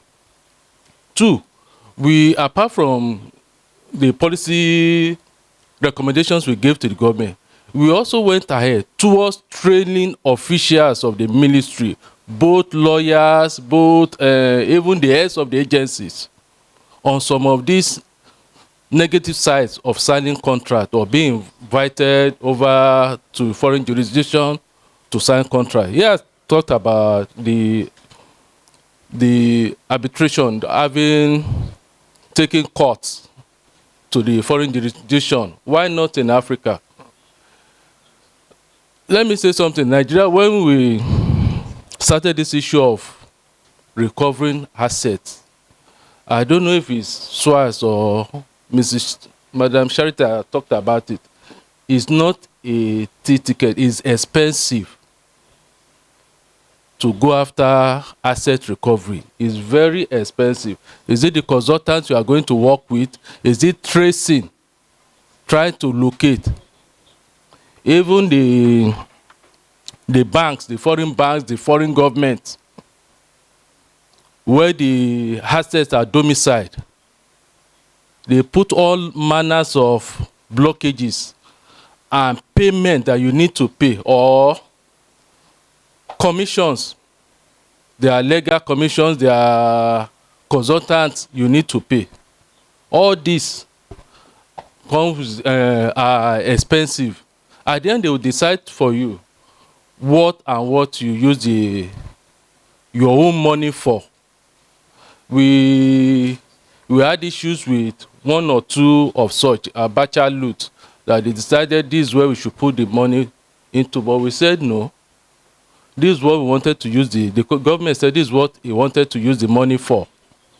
We had to bring in, for them to have that assurance that this money will be well utilized. We brought in the World Bank to monitor the recovered funds. So there are some concessions we also have to make on our part, but the bottom line is signing the contract. Not just anybody. Your Ministry of Justice, your Office of Attorney General need to append or give approval for such contracts to go ahead. He talked about PID. I know the lady, was it the permanent secretary or director of legal? Just $5,000. Just $5,000 given to her. She's serving jail sentence. The money has been recovered also. They gave contract to portfolio managers that have nothing, no experience about the jobs. So we all need to be careful, and this civil society and media can also help the continent in realizing this. Just to help, pour aider nos frères francophones, le premier intervenant du Niger a parlé de side letters. Je ne sais pas si les traducteurs ont pu le traduire. Side letters, il a parlé de side letters dans les contrats. Ouais, en français, c'est des contre-lettres. Ça veut dire que vous faites un contrat et vous faites une contre-lettre à côté qui a des conditions. Écoute, je déclare devoir à Ernest 500 000 francs, et je fais une contre-lettre où je dis, j'ai dit dans le contrat 5 000, mais en fait, c'est 1000. C'est 1000. Donc, oui, oui. De pas parler des annexes. C'est les contre-lettres que les partis gardent, n'est-ce pas, qui varient les termes du contrat. The side letter. Il a parlé de ça, side letter. J'étais sûr que peut-être, ce n'est pas, celle-là n'est pas publiée. Et les side letters, donc, je voulais m'assurer que les frères francophones comprennent. C'est en français, c'est les contre-lettres. Voilà, merci. No, I'm glad that Tosin and Yinka, you gave. We moved quickly on the process of finalizing getting at least as close as we could to the final stage of the assessment of Nigeria, and it moved quickly because just like in any other country, regardless of whether or not the laws to enable government to act on illicit financial flows are in place, they are updated and all that, if you do not have an effective state institutions coordination mechanism in place, led by at the highest level, at the presidency, in our case, where I say in our case because we always use Nigeria as an example these days, the economic advisor to the president, who is the chair and Adeyemi Dupolu, and then we had the chairman of ICPC as the secretariat. So they tightened it. They were forcing, whether they like it or not, EFCC and FIRS to collaborate. So there was no way of leakages and all that. I'm saying this because it's part of what Barrister Akerimuna and his panel have been doing. The mechanism that is in place in Nigeria is actually what we have been trying to put in all these countries. And DRC, I think we were there, the kickoff process started, and I think le décret est sorti, le président. So the last cabinet meeting, we've been following up. So Mr. President asked the Minister of Finance to come. So I'm saying that we're moving steadily, but we should not miss the opportunity of a case like Glencore, for example, to really properly document what is happening in this industry. It is the scam of all times. It's what has justified. It's a properly, and modern days, theft in plain sight of natural resources that belong to the people. So whether Mr. President, his wife, or is immaterial to me. They can finger point as much as they wanted to African politicians. They are the ultimate beneficiaries of these things. It goes somewhere. It develops their economies. So at the end of the day, we will have to hold accountable those who need to be held accountable. And it will happen.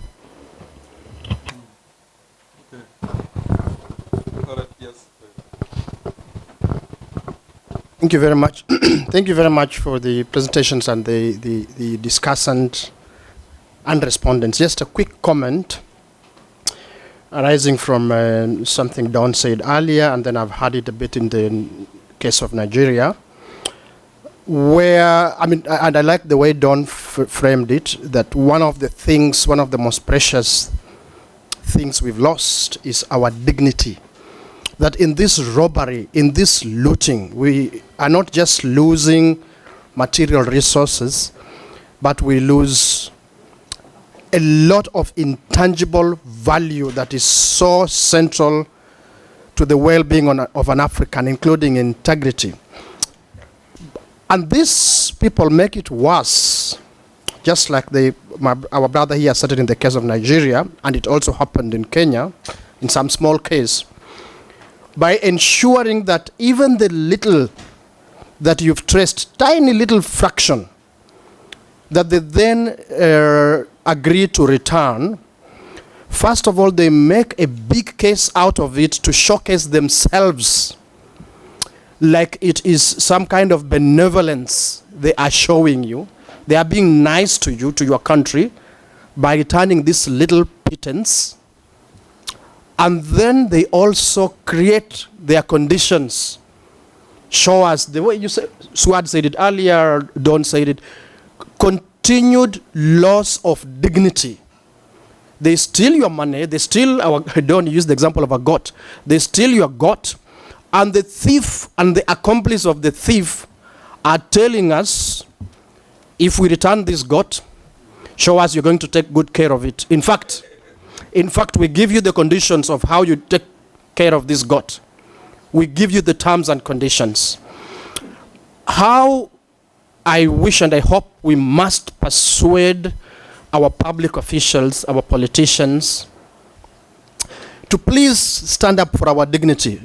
Barrister Akeramuna, when you become president of Cameroon, please lead by example. Show your brothers and show your brothers and the few sisters that our dignity matters. In Kenya, it was a small case, not compared to the amount of money that has been looted, of a former minister and a former head of the electricity company, looted and hidden in the Jersey Islands. And when a small fraction of it is returned, the British decide that they will tell Kenya how to use it. So they say it will go into the health sector, and we will not give you the money. We will give you ambulances. Guess from where?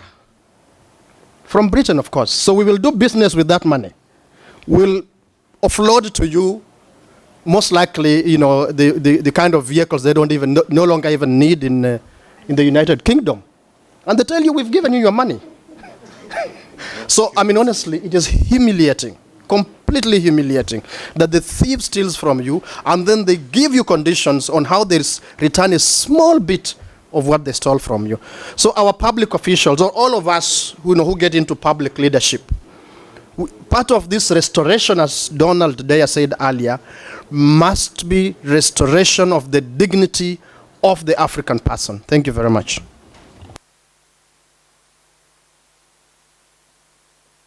L'aspect, par exemple, la Chine, les Chinois qui sont dans les mines. On a parlé sur les Occidentaux, donc, Western countries, les Américains, les Européens. Mais nous avions oublié les Chinois. En RDC, 80% actuellement des secteurs cobalt et cuivre, c'est dirigé par les entreprises chinoises. Et ils sont en train de se battre pour contrôler le lithium. Or, les entreprises chinoises sont plus graves, sont plus dangereuses encore plus dangereuses que les Occidentaux.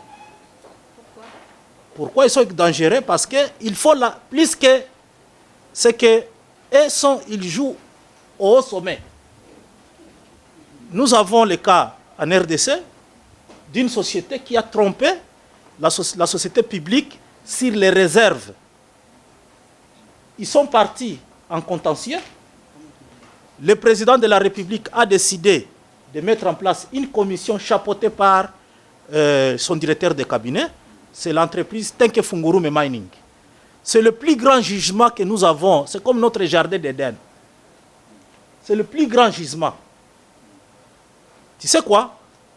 Les Chinois ont fait tout pour impliquer le Premier ministre, afin de court-circuiter le directeur de cabinet du chef de l'État. Et le rumeur, on n'a pas encore je ne dis pas que c'est vrai, mais le rumeur disait que les Chinois ont donné 10 millions de pots de vin au Premier ministre et au ministre des Finances. Les deux. L'actuel ministre des Finances et l'actuel Premier ministre. Pourquoi les deux là, ce sont les amis du président aussi. Alors, la GECAMINE, qui est l'entreprise d'État, demandait comme compensation pour avoir trompé sur la quantité de réserves que cette société possède. Ils ont demandé 5 milliards de dollars en compensation. Vous savez, on a donné combien? 2,5 milliards. Et si les 2,5 milliards, il y a des soupçons que le Premier ministre et le ministre des Finances ont perçu 1 milliard à Dubaï. Donc, ce sont des gros montants et les Chinois jouent très haut. Ils cherchent toujours la personne clé au niveau du pouvoir qui peuvent travailler pour leurs propres intérêts. Ça, c'est les Chinois. Ça, je vous donne seulement un seul exemple. Maintenant, nous avons une trentaine d'entreprises en exploitation aujourd'hui dans le secteur cuivre et cobalt. Je ne dis pas or, je ne dis pas diamant, non. Secteur cuivre et cobalt. Et je peux vous dire qu'aujourd'hui, les dirigeants africains n'envoient plus leur argent en Europe parce que ça sera saisi. Ils sont en train de, comme on l'a dit ici le matin, soit ils envoient en Afrique du Sud, soit ils vont au Qatar, soit à Dubaï, soit en Chine. Singapour. C'est ça. Mais Singapour est en fait, Singapour had become the number one first richest country in the world per capita because of that. Donc, c'est ça. En Turquie, donc ce sont les juridictions qui reçoivent encore ce genre de fonds. Par exemple, actuellement, nous, Congolais, la plupart de nos politiciens ont des avoirs en Afrique du Sud. Ils ont des maisons, ils transfèrent. Même, je vous ai dit que les conseillers qui ont perçu de pot de vin pour négocier les taxes, on l'a payé à partir de l'Afrique du Sud. Alors, je pense que nous devons élargir notre vision, pas seulement les Européens. Il faut évoluer, il faut prendre en compte cet aspect chinois dans le secteur des mines. Et ils viennent toujours avec les aides, infrastructures. Ils l'ont fait dans plusieurs États, que ce soit en Tanzanie avec le port de Dar es Salaam, où ils sont en train de vouloir saisir, parce que la Tanzanie, ça sera peut-être au Kenya avec Mombasa, avec les rails qu'ils ont construits. Donc, il faut toujours raisonner et faire évoluer les débats pour voir comment est-ce qu'on peut contrer tout cela. Okay. Ce que Ernest dit est très important pour la sensibilisation et pour les enquêtes. Quand on fait le travail de advocacy, de plaidoyer, il faut faire la distinction entre les alertes qu'on lance et les dénonciations qu'on fait. Et c'est là où réside l'affaire Glencore. C'est sans effort. On a un jugement, on a des aveux. Alors, si vous amenez ça n'importe où, en Côte d'Ivoire, n'importe où, les gars, non, rien à dire. Parce que là, il y a tout. Vous avez tout. Donc c'est un outil très important pour dire voilà ce que vous avez fait. Ce que Ernest dit, ça nous montre les différentes pistes. Dites-vous bien que la corruption en Chine est punissable par la peine de mort. Mais les Chinois, ça ne leur dérange pas de payer les pots de vin ailleurs. Mais chez eux, quand on vous attrape, c'est la peine de mort en Chine. Donc c'est extraordinaire, il faut voir ça. Mais les gars, cette Integrity Fund dont on parle là, quand j'étais commissaire aux sanctions à la BAD, j'étais chargé donc de juger cette affaire et de mettre des amendes. 9/10 des sociétés étaient des sociétés chinoises. Qui venaient donc, quand on les attrape, bon, ils décident de signer un agreement pour payer une amende au lieu d'être suspendus. Donc, ce que Ernest dit vraiment est très avéré, mais hélas, n'est-ce pas, ils sont ceux qui se permettent, n'est-ce pas, vous dites faites ici, ils font, ils ne vous posent pas de questions, et voilà. Et c'est cela que les Occidentaux utilisent, n'est-ce pas, contre nous. C'est vrai. Très bien, très bien, très bien. Je pensais justement que I wanted to come back to this side of the table and allow you to respond to the commentators. And then it's now past 5 o'clock, right? And so that we can begin wrapping up, for this session. Yeah. But let's hear, yes.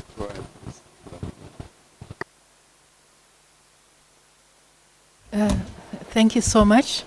I think mine is just a small comment that circles back to perhaps working in silos and the like when it comes to, especially to multinational corporations, and also how perhaps you try to balance certain things in terms of maybe the development that is being brought and the like.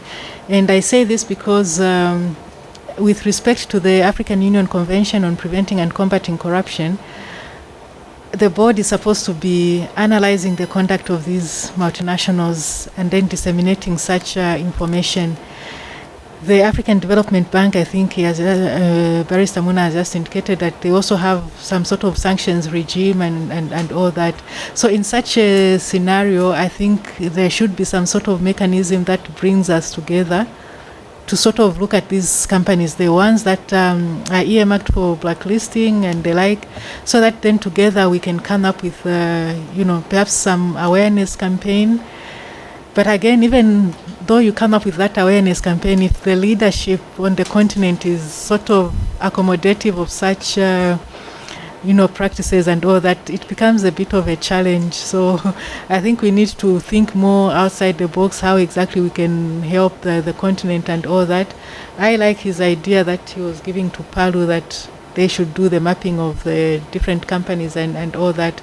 And I think it's an area where perhaps we can work together, because even in terms of the capacities for the, like African Union institutions, the board itself is not that capacitated to be able to carry out that mandate.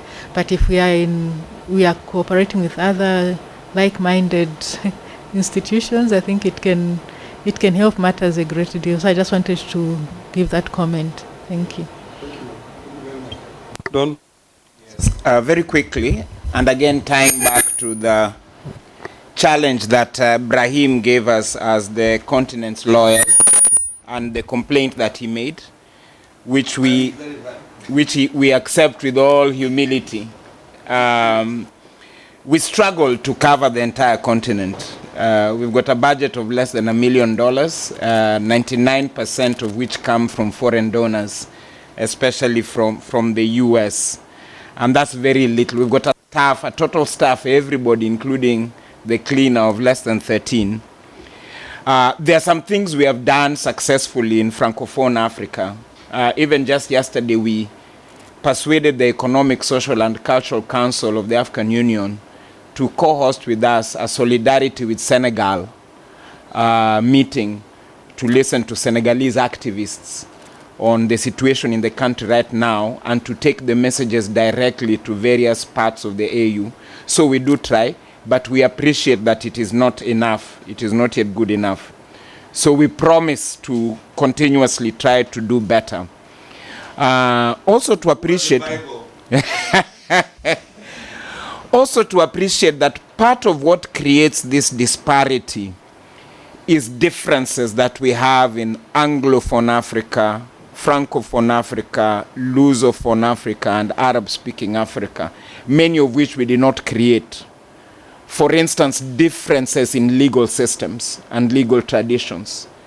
So for instance, for us in common law Africa, locus standi, the legal standing to file challenges in the public interest, even when you can't demonstrate how you as an individual will be harmed, we have a broad approach to locus standi.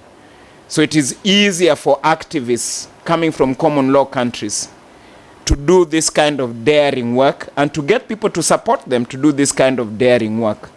So we are always trying to have conversations at Palu around how to create African legal systems or Africanized legal systems that take the best from the common law system, the civil law system, the Roman Dutch system, the Islamic-inspired system, and our own traditional legal systems, which will be more fair across the continent. So for instance, we can adopt, because the AU law suggests it, a more robust approach to locus standi than is there in some countries. But the other thing to say, historically, there's also, even for us who operate as NGOs, especially the NGOs at the national level, who of course are the most important actors, much more important than those of us who operate at the continental or international level. There are also differences in how NGOs access funding, which sometimes make it easier to build capacity and to sustain capacity in Anglophone countries than it is in Francophone countries. It's a real challenge. Our colleagues who are running NGOs on the ground in Francophone countries, they struggle to get funding equivalent to the kind of funding we get in Anglophone countries. If you look at the private foundations in the US especially, but also in the UK, you look at bodies like the Open Society Foundations, Ford Foundation, MacArthur Foundation, Bill and Melinda Gates Foundation, and so on. The kind of money they give, you do not find French foundations giving money that same way. And unfortunately, these American foundations, even them for how they had mapped Africa, many times they had shut out some parts of Africa. For instance, to get to do work in, even for Palu, in Central Africa, DRC, Central African Republic, Chad, Gabon, Equatorial Guinea, Cameroon, and so on has been very difficult, you know, even for the ones who have helped. So this has also contributed to being able to circumscribe, especially for those of us who want to work Pan-African across the continent, across regions. So part of the work we must do, and even our colleagues from the media must help us, is even for those people who say they're here to help, to hold them accountable to making sure that this assistance is given with equality across geographical divides, across language and linguistic divides, across other divisions. This is a conversation we've had with other actors, especially Africa-based foundations. You know, I'm looking at you, people like our colleagues from Trust Africa and so on. We've also had with the African Development Bank, for instance, so that you can see in certain regards now they're beginning to respond and beginning to set up certain funds. For instance, in the last 1 year, they announced a peace and security fund for the Sahel, for NGOs, especially national level NGOs working in the Sahel region, so that we can try and bridge the gap. But there's still a lot of work to be done there. And for some of the, I think some of the lived experiences that my brother Ernest gave, Akere, these kinds of companies, Glencore, they also survive on loans. They don't use their own money. Anytime they come up with a project, they go and get a syndicated loan from the big banks. And another area of achieving accountability that we're beginning to discover is filing complaints before the multilateral development banks. African Development Bank, for instance, has a complaints mechanism. A lot of these other ones do. So another way of stopping these corporates is how do we develop sophistication as citizen organizations to also use this kind of complaints to correct the conduct of some of these big players on our continent. Thank you. These are 7 minutes to close this session. There are people online who have to go away as well. So yes, Swat, you go, and then I go back to Ibrahim and to the Doyen. Yes. No, earlier we were saying that we use Nigeria as an example most of the time because of the effort they put. When it comes to corruption, President Buhari didn't become the champion of the African Union just like that. There was a lot of things that were happening in that country. The capacity of ICPC alone does justify why. So the question is the same. Why would an African Union Advisory Board Against Corruption Secretariat say I am undercapacitated if at the African Union we've been making all sorts of decisions and everybody is talking about it. And again, they are in the same city, but we are trying now to attend to it and organize ourselves. It's true that we cannot continue to make it a moral issue to anybody, including the looters or their friends. It has to be something that it's a systemic issue. Global systemic issue. We need responses at that level. We need to engage and confront. I'm glad Tosin was talking about the settlement of dispute, that they naturally, systematically, according to OECD standards, taking outside of the continent, refusing to respond to the judiciary of the jurisdiction where they're operating is not acceptable. There are few things we must reject. We must reject upfront and stand by. Kenya and Nigeria, for example, were the only two countries in a forum of 132 countries, of which 31 were Africans, only 2 countries stood and said, no, there is something abnormal. But everybody else was signed up. And that is OECD, and these are standard setters. So there is a problem of standard setting at global level. There is an acceptance, as Joseph was putting it rightly, of us saying with dignity, there is a problem here. There has been a tradition of extractivism that justified from slavery to colonialism to neocolonialism. It's not on anymore. We need to stop this, and that is not a moral question, which brings me back to AFDB. AFDB can set up instruments, but operationalizing something like the African Integrity Fund is taking a decade. It is not acceptable. Sitting as of today on $57 million that people like Akere Emuna, when he was a sanction commissioner, told them, you are in a conflict of interest, you must use it to improve transparency, accountability, integrity, and they are not operationalizing it. What stops them from doing that? What stops them from giving half of that money to AUABC? What stops them? There is nothing, and nothing justifies those kind of things. So we do have, well, other than the fact that the board has the host of those corrupt people that are now making decisions in our institutions. So we need to know, for the Francophone countries, there is the Francophone countries, and particularly Central Africa, that has been a black hole in terms of response. But there is also some of the actors that are extremely weak. Investigative journalism on this continent has to be reinforced. It has to be. ICIG has been quite okay in doing their Africa chapter, but it is our responsibility to deal with that. There is also, when we keep talking about anti-corruption agencies, they are weak. They have been traditionally weak, and they will not be otherwise if they wanted to keep their independence. So how do we do with these things? So we're saying that we have now budgeting under, because the decisions that were meant to be made in the African Union are all made. It is for us now to take it up, speak up. Countries, governments seem not to have that latitude. We do have that latitude. We will speak for them. Thank you. Oui, très rapidement. Vous m'entendez? Oui, très rapidement. Sur le dernier point concernant, souvent on a tendance, soit l'a dit, sur les questions des agences de lutte contre la corruption. En fait, ce n'est pas une panacée.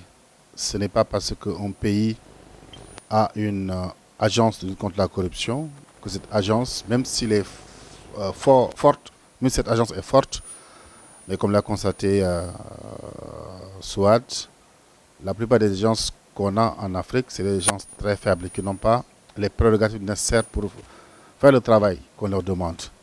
Mais si on prend l'exemple du Cap-Vert, le Cap-Vert, c'est le premier pays au niveau de l'UEMOA, le premier pays au niveau de la CEDEAO sur l'indice de perception de la corruption. Le Cap-Vert n'a pas d'agence de lutte contre la corruption. Alors que les pays qui sont à côté, le Sénégal, le Mali, d'autres pays ont des agences de lutte contre la corruption. Le Cap-Vert n'en a pas. Pourquoi? Parce qu'ils ont développé un système d'intégrité au niveau du gouvernement, mais également au niveau de la justice, mais également au niveau des agences qui sont censées recouvrer les avoirs criminels. C'est un problème de système, c'est un problème d'approche. Deuxièmement, pour parler d'approche, merci beaucoup. Don d'avoir répondu à notre appel. La seule chose est qu'il y a un besoin de changer d'approche. Vous savez, aujourd'hui, les fondations également changent d'approche. OSUA, auparavant, devient aujourd'hui OSF. Donc, il a une approche continentale. Oxfam également va changer d'approche pour une approche occidentale. Les entités comme Bill et Melinda Gates, auparavant, c'était des organisations qui finançaient peut-être Tax Justice. Ils ne voulaient pas parler de l'Afrique francophone. Mais il a fallu que les organisations de la société civile au niveau africain leur montrent que ce que les organisations de la société civile francophone peuvent faire nous pouvons le faire. Aujourd'hui, je touche du bois au niveau de Tax Justice. Nous sommes la seule organisation dans Tax Justice qui a 2 projets. Un qui est financé à travers les Norvégiens, SCUT, l'autre également à travers Bill et Melinda Gates, à travers un projet sur la lutte contre la taxation sur le tabac. Ça veut dire quoi? C'est une question de volonté, une question de personnalité. Si l'organisation a une personnalité, l'organisation montre qu'il peut et qu'il n'est pas une sous-organisation, je pense qu'il peut le faire. C'est pourquoi, comme l'a dit également mon père, non seulement on va vous mettre sur la table une Bible, mais également je vais apporter un Coran pour que vous jurez sur les deux que la collaboration entre la structure-là et les organisations de la civile va se faire avec l'appui également de SWAT. Je ne vais pas la lâcher, SWAT, parce qu'il est aujourd'hui nécessaire. C'est une priorité africaine que cette question des flux financiers illicites soit tenue avec nos 2 bras, avec nos épaules, nos têtes, pour qu'il y ait un avenir quand même assez reluisant également pour les Africains. Donc je vous remercie également pour cette main tendue que nous tenons fort. Mais également, il y a un besoin aujourd'hui, soit les avocats également, d'accompagner les journalistes qui sont dans l'investigation. Parce qu'on tend la main aux journalistes qui sont au niveau de l'OCCRP. Mais au niveau de la CNESO, au niveau du Burkina Faso, mais ils ont un centre Norbert Zongo pour l'investigation. Il y a tellement de dossiers d'investigation. Si on les avait donné les moyens qu'il faut pour faire le travail, je suis sûr et certain qu'ils vont faire ce travail-là.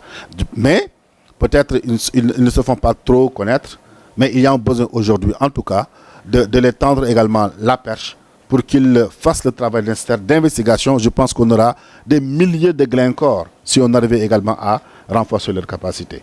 Je vous remercie, Ebrima. Voilà. J'avais seulement un mot à dire en ce qui concerne nos frères les journalistes. C'est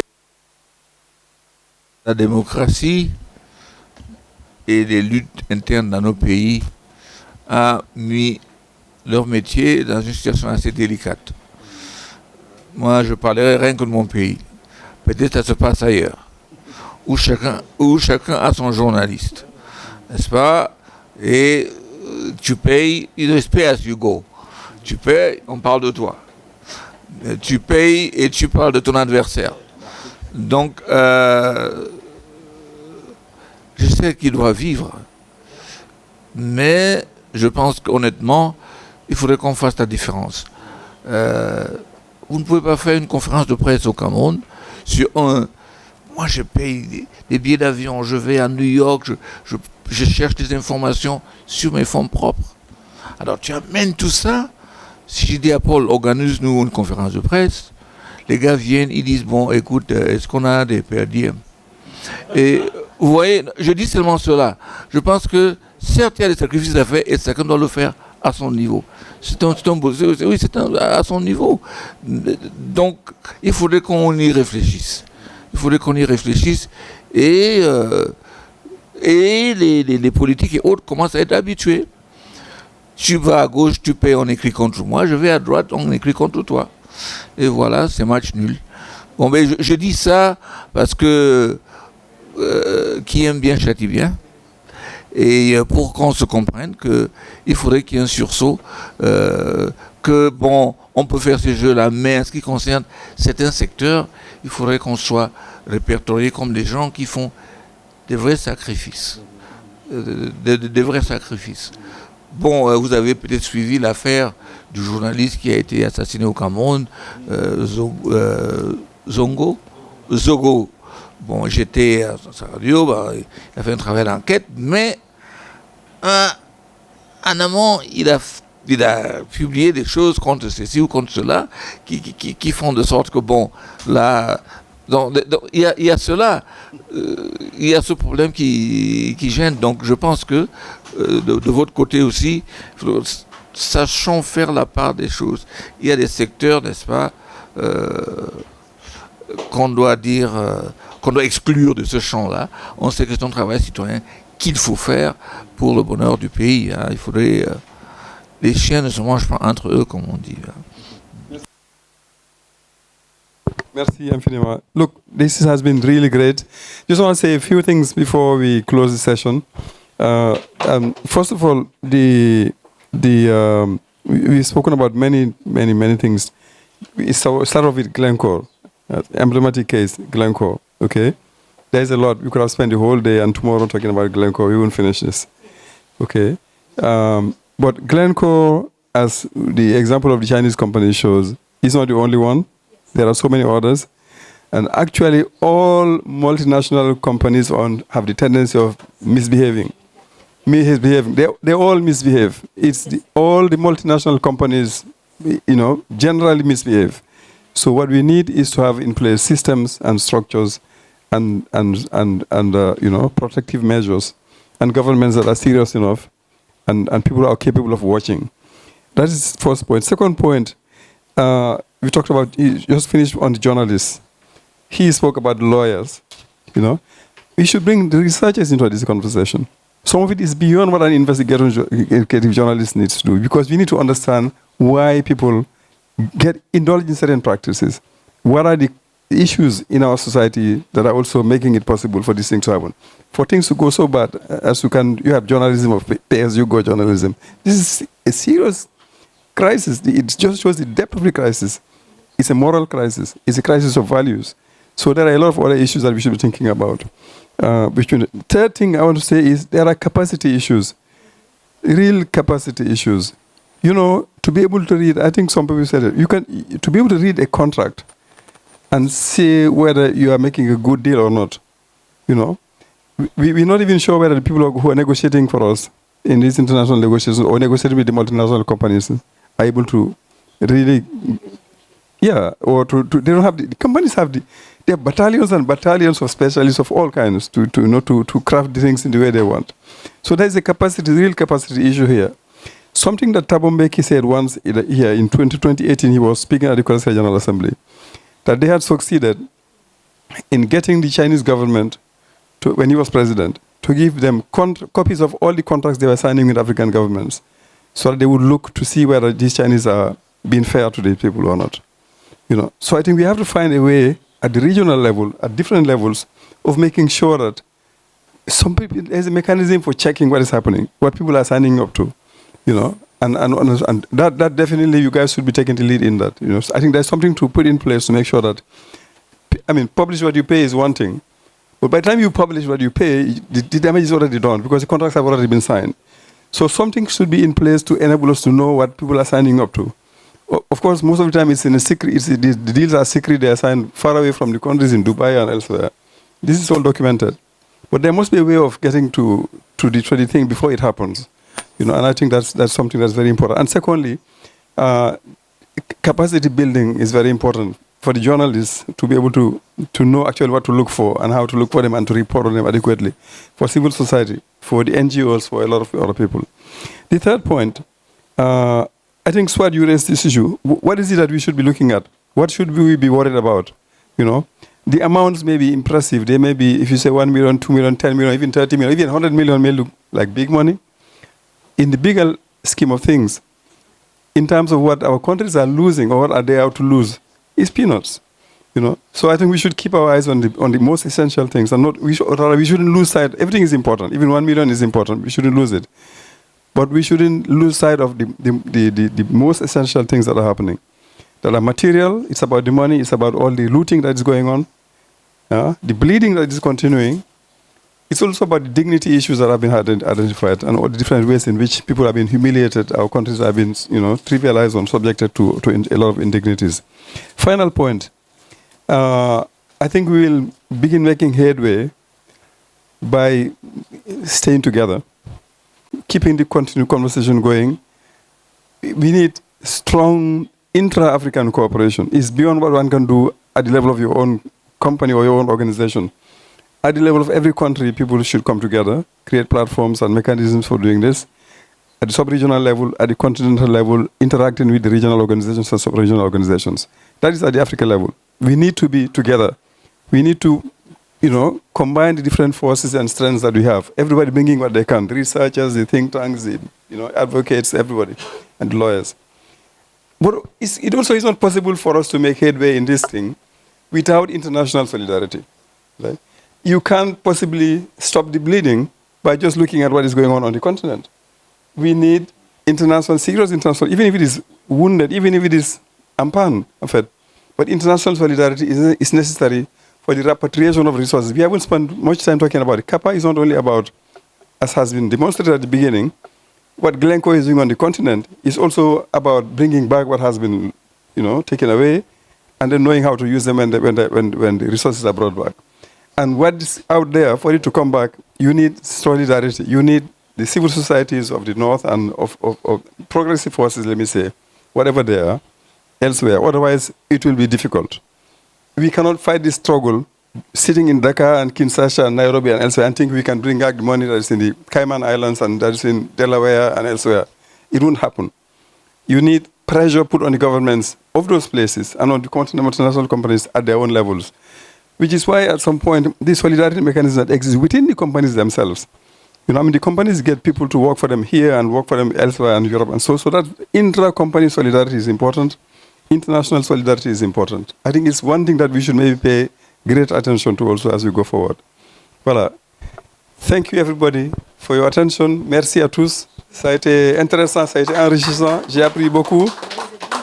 There's a dinner. I'll let you say that. Thank you to all those who are following us online for your patience. We should have given you a possibility to contribute if you were able to do that.